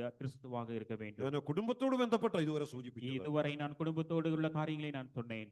അത് സാധിക്കണമെങ്കിൽ, இது நடக்க வேண்டும் என்று சொன்னால், ഐശ്വര്യമായ കുടുംബജീവിതം സാധിക്കണമെങ്കിൽ, ஐஸ்வர்யமாக நம்முடைய குடும்ப வாழ்க்கை வாழ வேண்டும் என்று சொன்னால், സമാധാനമുള്ള ജീവിതം സാധിക്കണമെങ്കിൽ, சமாதானமான ஒரு வாழ்க்கை வாழ வேண்டும் என்று சொன்னால், ആദ്യം ഒരു മാറ്റം സംഭവിക്കേണ്ടത് വ്യക്തി ജീവിതങ്ങളില്ല. முதலாவதாக நாம் செய்ய வேண்டியது நம்முடைய வாழ்க்கையிலே ஒரு மாற்றம் காணப்படும். ഞാൻ ചൊവ്വല്ലെങ്കിൽ പിന്നെ എങ്ങനെ കുടുംബം ചൊവ്വാകും? ഞാൻ ശരിയല്ലെങ്കിൽ കുടുംബം എങ്ങനെ ശരിയാകും? நான் சரியில்லை என்று சொன்னால் என்னுடைய குடும்பம் எப்பொழுது சரியாகும்? അപ്പൊ ആദ്യം ഒരു മാറ്റം നമുക്ക് സംഭവിക്കേണ്ടത് முதலாவது ஒரு மாற்றம் எங்கு நடக்க வேண்டும் என்று சொன்னால், നമ്മുടെ ജീവിതങ്ങളിലാണ്. என்னுடைய வாழ்க்கையிலே നമ്മുടെ കർത്താവ് വ്യക്തികളെയാ തന്റെ അരികിലേക്ക് വിളിക്കുന്നത്. தேவன் நம்முடைய அவருடைய பிள்ளைகளை தான் அவர் அழைக்கிறார். നമ്മുടെ കർത്താവ് ഈ ഭൂമിയിൽ വന്നപ്പോൾ நம்முடைய ஆண்டவராகிய இயேசு கிறிஸ்து இந்த உலகத்தில் வந்தபோது വിളിച്ചു, ஒவ்வொருவராக அவர் அழைத்தார். തന്റെ അരികിൽ വന്നു, அவருடைய அருகிலே അവരുടെ வந்து ജീവിതത്തിൽ മാറ്റം വന്നു. அவருடைய வாழ்க்கையிலே மாற்றத்தை കേവലം മീൻ പിടിച്ചുകൊണ്ട് നടന്ന ഒരു കൂട്ടം ആളുകൾ, அநேக மீன் பிடிக்கிற கூட்டங்கள் அவர் பின்னதாக வந்தார்கள். കേവലം വിദ്യാഭ്യാസമില്ലാതിരുന്ന ഒരു കൂട്ടം ആളുകൾ படிப்பறிவில்லாதவர்கள் அவர் பின்னாக வந்தார்கள். വിളിച്ചു. அவர் எல்லாரும் கடந்து வந்தார்கள். അവര് വിശ്വസിച്ചു കർത്താവ്. அவர்களை ஆண்டவராக இயேசு கிறிஸ்துவை விசுவாசித்தார்கள். അവരെ മാറ്റി, அவர்களை மாற்றினார். അവരെ രക്ഷിച്ചു, அவர்களை ரட்சித்தார். അവരെ കൊണ്ട് വലിയ കാര്യങ്ങൾ സാധിപ്പിച്ചു. அவரை கொண்டு பெரிய காரியங்களை எல்லாம் செய்தார். അതാണ് നമ്മുടെ കർത്താവിന്റെ அதுதான் മഹത്വം. நம்முடைய ஆண்டவராக இயேசு கிறிஸ்துவின் பிரத்யேகம். ഞാൻ ഇങ്ങനെ പറയട്ടെ, நான் இவ்விதமாக சொல்லுகிறேன். എന്തിനാണ് കർത്താവ് ഈ ഭൂമിയിലോട്ട് വന്നത്? இதற்காக இந்த ஆண்டவராக இயேசு கிறிஸ்து பூலகத்திலே வந்தார். ഈ ചരിത്രത്തിന്റെ ഭാഗമായ അനേക മഹാന്മാരായ ആളുകളുണ്ട്. இந்த சரித்திரத்திலே மிகப்பெரிய நிலைமையிலே சொல்லக்கூடிய பெரிய மகான்கள் இருக்கிறார்கள். രാഷ്ട്രീയത്തിലുണ്ട്, രാഷ്ട്രീയത്തിലുണ്ട്, இந்த ராஜ்யத்திலும் தேசத்திலும் இருக்கிறார்கள். മതമേഖലയിലുണ്ട്, மத மேഖലയിலே അത് இருக்கிறார்கள். മറ്റ് സാഹിത്യ മേഖലകളിലുണ്ട്. சாதித்ய மேഖലയിலும் இருக்கிறார்கள். പക്ഷെ ഇതിൽ നിന്നെല്ലാം വ്യത്യസ്തനായി ஆனால் இவை எல்லாவற்றிலும் முற்றிலும் வித்தியாசமான ஒரு மனிதர். ലോകത്തിലേക്ക് മനുഷ്യനായി ജഡമെടുത്തു വന്ന ദൈവമുണ്ട്. ஆனால் பரலோகத்திலே வாசம் செய்கிற தேவன் மனுஷ அவதாரம் எடுத்து மனுஷ ரூபமாக இந்த உலகத்தில் கடந்து வந்தார். അതാരാണ്? அது யார்? കർത്താവായ യേശുക്രിസ്തു. அது ஆண்டவராகிய இயேசு. യേശുക്രിസ്തു എന്തിനാ ലോകത്തിലേക്ക് വന്നത്? ஆண்டவராகிய இயேசு கிறிஸ்து எதற்காக இந்த உலகத்துக்கு கடந்து வந்தார்? ഇന്നേക്ക് ഒരു 2000-ലധികം വർഷങ്ങൾക്ക് മുൻപ് 2000 ஆண்டுகளுக்கு முன்பதாக ഒരു മനുഷ്യ വേഷമെടുത്ത യേശുക്രിസ്തു ദൈവം ലോകത്തിലേക്ക് വന്നു. மனுஷ அவதாரம் எடுத்து தெய்வம் இந்த உலகத்துக்கு கடந்து வந்தார். എന്തിനാ വന്നതെന്നറിയാം? எதற்காக வந்தார் தெரியுமா? ലോകത്തിൽ ദൈവത്തെ വെളിപ്പെടുത്താനായി. இந்த உலகத்திற்கு தேவனை வெளிப்படுத்தும்படி മനുഷ്യൻ ദൈവത്തെ അന്വേഷിച്ച് കിടക്കുക. இந்த மனிதன் தேவனை தேடும்படியாக നമുക്കറിയാം, മനുഷ്യൻ ഇങ്ങനെ എവിടെയുണ്ട് ദൈവം അന്വേഷിച്ച് കിടക്കുക. இந்த மனிதன் எங்கே தெய்வம் இருக்கிறார் என்று சொல்லி தேடி அலைந்து கொண்டிருந்தான். ഏത് ചെന്ന് കാണാൻ പറ്റും ദൈവത്തെ? எந்த வாசல் வழியாக கடந்து சென்றால் தேவனை பார்க்க முடியும் என்று കാണാൻ പറ്റും ദൈവത്തെ? எந்த அவதாரங்களிலே தேவனை பார்க்க முடியும்? എവിടെയെങ്കിലും യാത്ര ചെയ്ത് കണ്ടുപിടിക്കാൻ പറ്റുമോ ഈ ദൈവത്തെ? இங்கெல்லாம் பிரயாணம் செய்து இந்த தேவனை பார்க்க முடியுமா? മനുഷ്യൻ അന്വേഷിക്കുക. அவன் தேடிக்கொண்டே இருந்தான். പക്ഷേ വേദപുസ്തകം വെളിപ്പെടുത്തുന്ന ദൈവം ஆனால் வேத புஸ்தகம் சொல்லுகிற നമ്മളെ ஒரு காரியம், തേടി ഇങ്ങോട്ട് വന്നു, நம்மை தேடி இந்த உலகத்துக்கு നമ്മെ അന്വേഷിച്ച് ഇവിടേക്ക് വന്നു. நம்மை தேடி இந்த உலகத்துக்கு கடந்து ദൈവമായിരുന്നവൻ தேவனாய் இருந்தவர் ഒരു മനുഷ്യവേഷം എടുത്തു. மனுஷ ரூபம் எடுத்து നമ്മിൽ ഒരുവനെ പോലെ நம்மில் ஒருவராக ഒരു മനുഷ്യനായി ഈ ചരിത്രത്തിന്റെ ഭാഗമായി. மனுஷனாக இந்த உலகத்திற்கு வந்தார். എന്തായിരുന്നു ലക്ഷ്യം? எதற்காக வந்தார் தெரியுமா? ദൈവത്തെ വെളിപ്പെടുത്തുവാൻ. தேவனை வெளிப்படுத்தும். യോഹന്നാന്റെ സുവിശേഷം 1-ാം അധ്യായം 18-ാം വാക്യം ഇങ്ങനെ പറയുന്നു, யோவான் 1:18 வசனத்திலே ദൈവത്തെ ആരും ഒരു നാളും കണ്ടിട്ടില്ല, தேவனை ஒருபோதும் ஒருவனும் கண்டதில்லை. പക്ഷെ ഒരാൾ വെളിപ്പെടുത്തി, ஆனால் ஒருவர் வெளிப்படுத்தி തന്റെ മടിയിലിരിക്കുന്ന ഏകജാതനായ പുത്രൻ അവനെ വെളിപ്പെടുത്തി. தன்னுடைய மடியில் இருக்கின்ற அந்த புத்திரனாயிருக்கின்ற அந்த ஆண்டவராகிய இயேசு கிறிஸ்து அவரை வெளிப்படுத்தினார். എന്തിനാ യേശുക്രിസ്തു ലോകത്തിൽ വന്നത്? எதற்காக இந்த உலகத்துக்கு கடந்து வந்தார்? ദൈവത്തെ വെളിപ്പെടുത്തുവാൻ. தேவனை ഇവിടെ வெளிப்படுத்தும்படியாக. ഇരിക്കുന്ന പ്രിയപ്പെട്ടവരോട് ഞാൻ വളരെ സ്നേഹത്തോടെ പറയട്ടെ, இங்கே வரைக்கும் இருக்கிறவர்களோடு நான் மிக அன்பாக தாழ்மையாக சொல்லுகிறேன், ലോകത്തിൽ ദൈവത്തെ വെളിപ്പെടുത്തിയ ഒരുവനേ ഉള്ളൂ. இந்த உலகத்தில் தேவனை வெளிப்படுத்தினது ஒரே ஒருவர். ദൈവങ്ങളില്ല, தெய்வங்கள் அல்ல, മതങ്ങൾ വെളിപ്പെടുത്തുന്നു, மதங்களும் வெளிப்படுத்தவில்லை, അവതാരങ്ങൾ വെളിപ്പെടുത്തുന്നു. அவதாரங்களும் வெளிப்படுத்தவில்லை. മറിച്ച് ലോകത്തിൽ ദൈവത്തെ വെളിപ്പെടുത്തിയ ഒരൊറ്റയാളേ ഉള്ളൂ. இந்த உலகத்திலே தேவனை வெளிப்படுத்தின ஒரே ஒருவர், അതാണ് കർത്താവായ യേശു ക്രിസ്തു. அதுதான் ஆண்டவராகிய இயேசு. അതുകൊണ്ട് ബൈബിളിൽ ആ ദൈവത്തെ കുറിച്ച് ഇങ്ങനെ പറയുന്നത്, அந்த ஆண்டவராகிய இயேசு கிறிஸ்துவை குறித்து இந்த வேதாகமம் ഏക സത്യ ദൈവം. ஒரே சத்தியமுள்ள தேவன். ആ ദൈവത്തെ കണ്ടാണ് അനേക ആളുകൾ അവന്റെ മുമ്പിൽ വീണ് ആരാധിച്ചത്. அந்த தேவனை பார்த்த பொழுது அநேக ஜனங்கள் அவரை வணங்கி ஆராதித்தார்கள். ആ ദൈവം ജഡമെടുത്ത് ഭൂമിയിൽ വന്നപ്പോൾ அந்த தெய்வம் மனுஷ ரூபம் எடுத்து இந்த ഒരു உலகத்திற்கு வந்த பொழுது, സമയത്ത് அவர் குழந்தையாயிருந்த பொழுது, വിദ്വാൻമാരായ ആളുകൾ ആ കുഞ്ഞിനെ വീണ് നമസ്കരിച്ചു. ஞானிகள் அந்த குழந்தையை பார்த்து வணங்கி ஆராதனை செலுத்தினார். തോമസ് അപ്പോസ്തലൻ ആ കർത്താവിന്റെ മുമ്പിൽ വീണ് ഇങ്ങനെ പറഞ്ഞു, அந்த ஆண்டவராகிய இயேசு கிறிஸ்துவை பார்த்த பொழுது அவர்கள் இவ்விதமாக சொன்னார்கள், എന്റെ കർത്താവും എന്റെ ദൈവവുമായുള്ളവേ. என்னுடைய கர்த்தாவும் என்னுடைய தெய்வமாக இருக்கிற யெகோவாகிய യേശു ക്രിസ്തുവിന്റെ ദൈവത്വം വെളിപ്പെടുത്തുന്ന നിരവധി വാക്യങ്ങൾ വിശുദ്ധ ബൈബിളിലുണ്ട്. ஆண்டவராகிய இயேசு கிறிஸ்துவை தெய்வத்திலிருந்து வந்தார் என்று சொல்லக்கூடிய அநேக வசனங்கள் இந்த வேதாகமத்தில் അതുകൊണ്ട് ആ இருக்கிறது. ആശയം ഞാൻ ഇങ്ങനെ ഒന്ന് അവസാനിപ്പിക്കുക. நான் இவ்விதமாக சொல்லி நான் நிறைவு செய்ய விரும்புகிறேன். ജീവിക്കുന്ന ദൈവത്തെ കാണാൻ നിങ്ങൾക്ക് ആഗ്രഹമുണ്ടെങ്കിൽ, ஜீவனுள்ள தேவனை பார்ப்பதற்கு உங்களுக்கு விருப்பம் இருக்கும் என்று சொன்னார். നിങ്ങളുടെ ജീവിതത്തോട് ഇടപെടാൻ കഴിയുന്ന ഒരു ദൈവത്തെ നിങ്ങൾക്ക് വേണമെങ്കിൽ, உங்களுடைய வாழ்க்கையிலே இடைப்படக்கூடிய தெய்வத்தை நீங்கள் பார்க்க வேண்டும் என்று சொன்னார். നിങ്ങളുടെ ഹൃദയത്തിന് സമാധാനം തരാൻ കഴിയുന്ന ആ ദൈവത്തെ നിങ്ങൾക്ക് ആവശ്യമുണ്ടെങ്കിൽ, உங்களுடைய இருதயத்திலே சமாதானத்தை நல்கி தருகின்ற அந்த தேவனை நீங்கள் தேடி வருப்பீர்கள் என்று പ്രത്യേകിച്ച് சொன்னார். ഒന്നും ചെയ്യണ്ട, நீங்கள் ஒன்றும் செய்ய வேண்டும், എങ്ങും പോകണ്ട. எங்கும் போக வேண்டும். നിങ്ങളെ അന്വേഷിച്ച് ഈ ഭൂമിയിലോട്ട് വന്നിട്ടുണ്ട്. அந்த உங்களை தேடி அவர் இந்த உலகத்துக்கு ആ கடந்தார். ദൈവത്തിന്റെ സാന്നിധ്യം ഇവിടെ ഉണ്ട്. அவருடைய பிரசன்னம் இங்கே இருக்கிறது. അത് മറ്റാരുമല്ല, കർത്താവായ യേശു ക്രിസ്തു. வேறு யாரும் இல்லை, நம்முடைய ஆண்டவர். ലോകത്തിൽ ദൈവത്തെ വെളിപ്പെടുത്തിയവൻ. இந்த உலகத்தில் தேவனை வெளிப்படுத்தினவர். അടുത്ത വേറൊരു കാര്യം, എന്തിനാ യേശു ക്രിസ്തു ലോകത്തിൽ വന്നത്? வேறு ஒரு காரியம், எதற்காக இந்த உலகத்திற்கு இயேசு கிறிஸ்து கடந்து ബൈബിളിലെ വളരെ പ്രശസ്തമായ ഒരു വാക്യമുണ്ട്. வசனத்திலே முக்கியமாக ஒரு வசனம் சொல்லப்பட்டது. തിമോത്തിയോസ് 1-ാം അധ്യായം 15-ാമത്തെ വാക്യം. 1 தீமோத்தேயு 1 அதிகாரம் 15வது வசனம். ആ വാക്യം ഇങ്ങനെ പറയുന്നത്, அந்த வசனம் இவ்விதமாக சொல்லுகிறது, യേശു പാപികളെ രക്ഷിപ്പാൻ ലോകത്തിൽ വന്നു എന്നുള്ളത് വിശ്വാസ്യവും എല്ലാവരും അംഗീകരിപ്പാൻ യോഗ്യവുമായ വചനം തന്നെ. பாவிகளை ரட்சிக்க கிறிஸ்து இயேசு உலகத்தில் வந்தார் என்கின்ற வார்த்தை உண்மையும் எல்லா அங்கீகரிப்புக்கும் பாத்திரமானது. அவர்களின் பிரதான பாவி நான். എന്തിനാ യേശു ക്രിസ്തു ലോകത്തിൽ വന്നത്? எதற்காக இயேசு கிறிஸ்து இந்த உலகத்தில் வந்தார்? പാപികളെ രക്ഷിപ്പാൻ. பாவிகளை ரட்சிக்கும்படியாக. ആ വാക്യം നിങ്ങൾ പ്രത്യേകം ഒന്ന് ശ്രദ്ധിക്കണം. இந்த வசனத்தை நீங்கள் கவனிக்க வேண்டும். ക്രിസ്തു യേശു പാപികളെ രക്ഷിപ്പാൻ ലോകത്തിൽ വന്നു എന്നുള്ളത് ஆண்டவராகிய இயேசு கிறிஸ்து பாவிகளை ரட்சிக்கும்படியாக இந்த உலகத்துக்கு வந்தார். വിശ്വസിക്കാൻ കൊള്ളാവുന്ന വാർത്തയാ. விசுவாசிக்கக்கூடிய ஒரு வார்த்தையாக വാക്യത്തിൽ അവിടെ പറയുന്ന മറ്റൊരു കാര്യം, அங்க வேறு ஒரு காரியம் சொல்லுகிறது. എല്ലാവരും അംഗീകരിക്കാൻ യോഗ്യമായ വചനമാണ്. எல்லாவரும் அதை ஏற்றுக்கொள்ளக்கூடிய ஒரு காரியமாக இருக்கிறது. എല്ലാവരും എന്ന് പറയുന്നതിനകത്ത്, എല്ലാവരും എന്ന് പറയുമ്പോൾ அங்கு எல்லாவரும் என்று சொல்லும் பொழுது ഈ നാട്ടുകാരുണ്ട്, ഈ രാജ്യക്കാരുണ്ട്, இந்த தேசத்தில் இருக்கிறவர்கள் இருக்கிறார்கள், ഇന്ത്യക്കാരുണ്ട്, இந்திய தேசத்தில் இருக்கிறவர்கள், അമേരിക്കക്കാരുണ്ട്, அமெரிக்காவிலே இருக்கிறவர்கள், ആഫ്രിക്കക്കാരുണ്ട്. ஆப்பிரிக்காவிலே இருக்கிறவர்கள், എല്ലാവരും അംഗീകരിക്കാൻ യോഗ്യമായ വചനം எல்லாவரும் ஏற்றுக்கொள்ளக்கூடியவர் இருக்கிறார். എന്ന് പറയാം. അതിന്റെ അർത്ഥം എന്താണെന്നറിയാം? அதற்கு அர்த்தம் என்ன? ലോകത്തിൽ എവിടെയുള്ള ആളിനും രക്ഷപ്പെടണമെങ്കിൽ അംഗീകരിക്കേണ്ട ഒരൊറ്റ പ്രമാണമേ ഉള്ളൂ. இந்த உலகத்தில் இருக்கிற எல்லாரும் ரட்சிக்கப்பட வேண்டும் என்று சொன்னால் ஒரே ஒரு காரியம் அவர்கள் செய்ய வேண்டும். ബാക്കി കാര്യങ്ങൾക്കെല്ലാം വ്യത്യാസമുണ്ട്. மற்ற காரியங்கள் எல்லாவற்றுக்கும் வித்தியாசம். ഞാനൊരു ചെറിയ ദൃഷ്ടാന്തം പറയാം. ஒரே ஒரு காரியத்தை சொல்கிறேன். ഡ്രൈവിംഗ്, വാഹനം ഓടിക്കുന്നത്. நீங்கள் வண்டி ஓடுகிறீர்கள் அல்லவா? ഇന്ത്യ വാഹനം ഓടിക്കണമെങ്കിൽ വാഹനത്തിന്റെ ഏത് സൈഡിലാണ് ഡ്രൈവർ ഇരിക്കുന്നത്? இந்தியாவிலே நீங்கள் வண்டி ஓட்ட வேண்டும் என்று சொன்னால் டிரைவர் எந்த பக்கத்தில் இருப்பார்கள்? ഇവിടെ വാഹനം ഓടിക്കണമെങ്കിൽ നേരെ എതിർ സൈഡിലായിരിക്കും.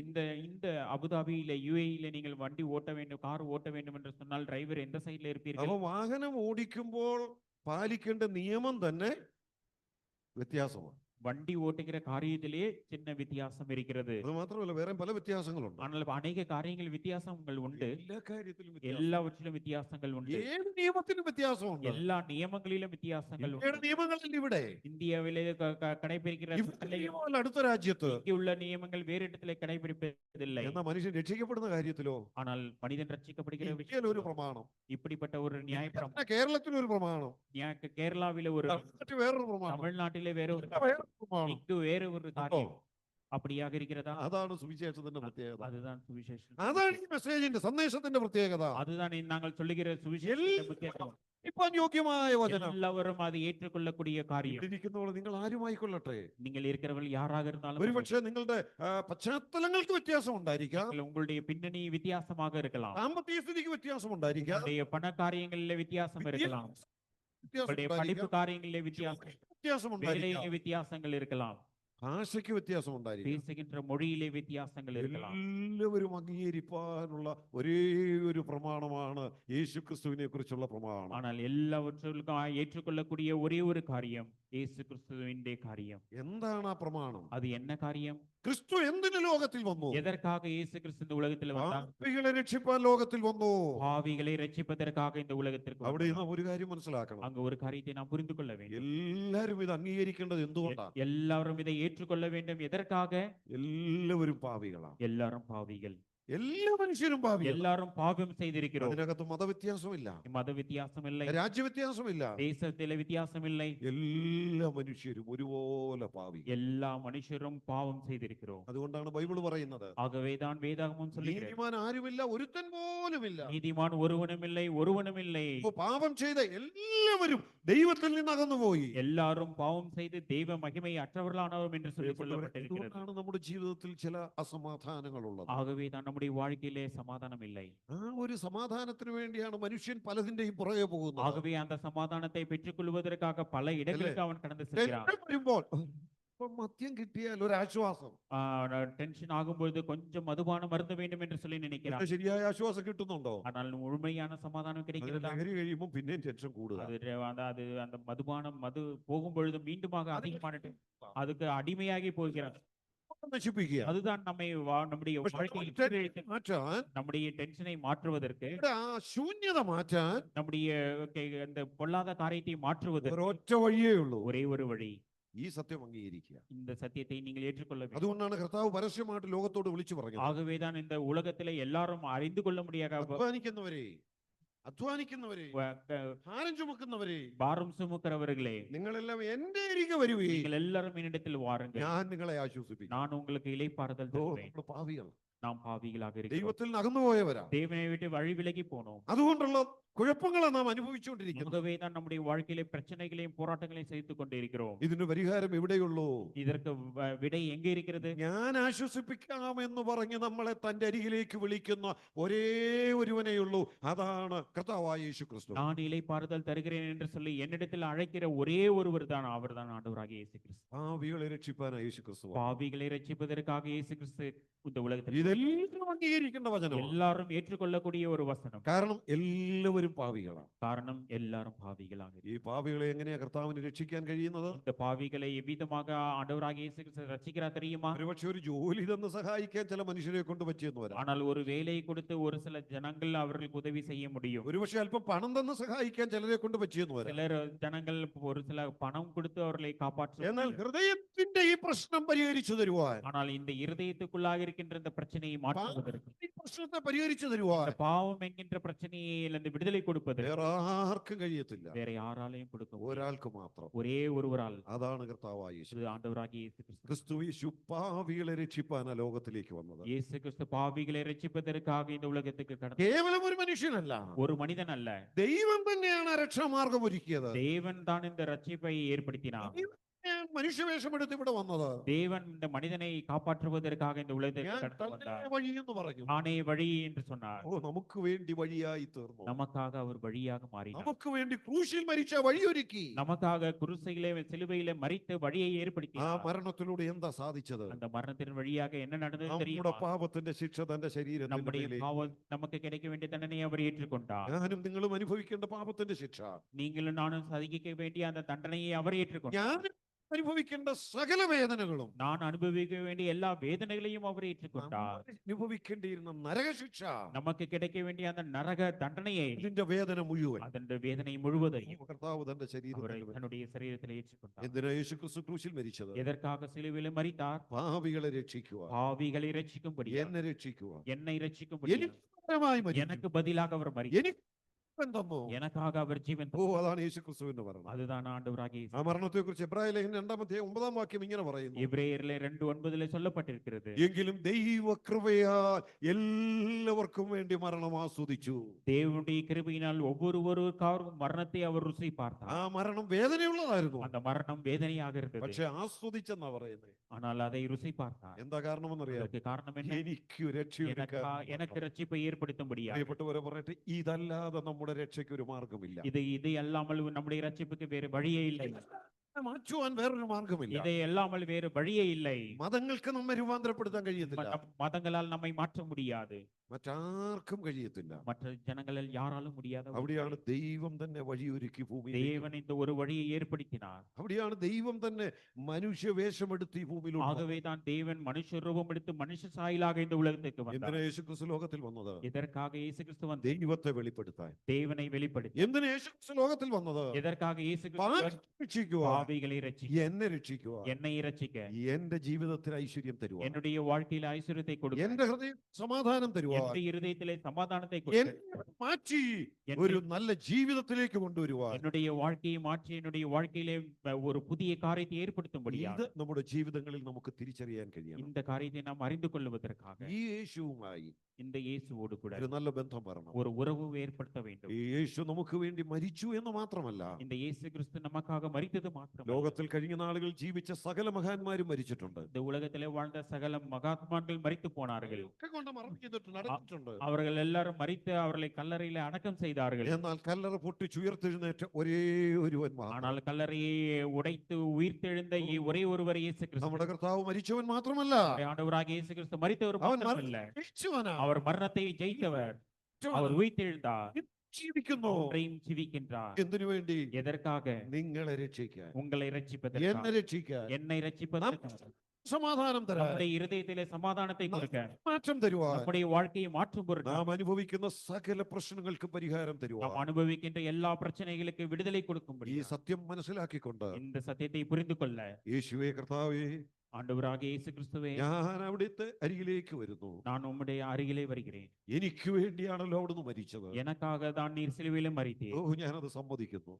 அதை நான் ஏற்றுக்கொள்கிறேன். എന്റെ ഹൃദയത്തിലോട്ട് അവിടുന്ന് വരണേ. என்னுடைய இருதயத்திலே வந்து வாசம் செய்ய வேண்டும். ഞാൻ അങ്ങേ എന്റെ കർത്താവായി സ്വീകരിക്കുന്നു. நீர் என்னுடைய ஆண்டவராக ஏற்றுக்கொள்கிறேன். ഇങ്ങനെ ഹൃദയം തുറന്ന് കർത്താവിനോട് പറയാൻ കഴിയുന്നുവെങ്കിൽ என்னுடைய இருதயத்தை திறந்து நீங்கள் உங்களுடைய வாயின் வார்த்தைகளால சொல்வீர்கள் என்று ആ சொன்னார். കർത്താവ് നിങ്ങളുടെ ഹൃദയത്തിലോട്ട് വരും. உங்களுடைய இருதயத்திலே அவர் வருவார். ജീവിതത്തിൽ ഒരു വലിയ മാറ്റം, உங்களுடைய வாழ்க்கையிலே பெரிய വലിയ மாற்றத்தை, സന്തോഷം, பெரிய சந்தோஷம், സമാധാനം. பெரிய சமாதானம் അത് നിങ്ങൾക്ക് മാത്രമല്ല, നിങ്ങളുടെ കുടുംബത്തിന്റെയും உங்களுக்கு സമാധാനത്തിന് மாத்திரமல்ல உங்களுடைய குடும்பத்திற்கும் அவர் தருவார். ഈ കർത്താവിന് വേണ്ടി ജീവിതത്തെ സമർപ്പിക്കുക. உங்களுடைய இந்த ஆண்டவராக இயேசு கிறிஸ்துவுக்கு உங்களுடைய வாழ்க்கையை அர்ப்பணியுங்கள். കുടുംബത്തിന്റെ കേന്ദ്രം ക്രിസ്തുവായിരിക്കട്ടെ. இந்த குடும்பத்தின் அடிப்படை கிறிஸ்து. നമ്മുടെ വ്യക്തി ജീവിതത്തിന്റെ ആകത്തുക അത് ക്രിസ്തുവായിരിക്കട്ടെ. நம்முடைய தனிப்பட்ட வாழ்க்கையுடைய அடிப்படை கிறிஸ்து.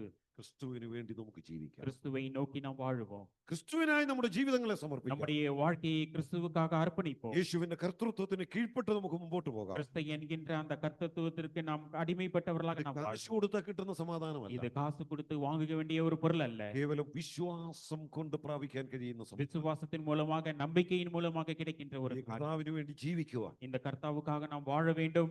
നമ്മുടെ ജീവിതങ്ങളെ ദൈവം സഹായിക്കട്ടെ. நம்முடைய வாழ்க்கையை கர்த்தர் ஆசீர்வதிப்பாராக. ഈ രാത്രി കേട്ട വചനം നിങ്ങൾക്ക് എല്ലാവർക്കും അനുഗ്രഹത്തിന് കാരണമാക്കി ദൈവം തീർക്കട്ടെ എന്ന് ആഗ്രഹിക്കുന്നു, പ്രാർത്ഥിക്കുന്നു. ദൈവ തിരുനാമം വാഴ്ത്തപ്പെടും. இந்த ராத்திரி நேரத்தில் நீங்கள் கேட்ட வார்த்தைகள் எல்லாவற்றையும் கர்த்தர் உங்கள் அனைவருக்கும் நன்மையாக ஆசீர்வாதமாக மாற்றி தருவார். கர்த்தருடைய நாமம் மகிமைப்படுவதாக. ஆமென்.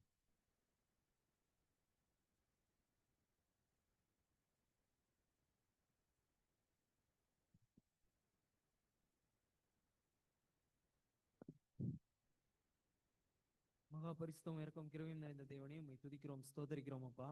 தேவனே, இந்த நாளிலும் கூட நாங்கள் சபையாராய் உம்முடைய சமூகத்திலே வந்து உம்மை தொழுது கொள்ள நீர் எங்களுக்கு பாராட்டின கிருபைக்காக நன்றி செலுத்துகிறோம்.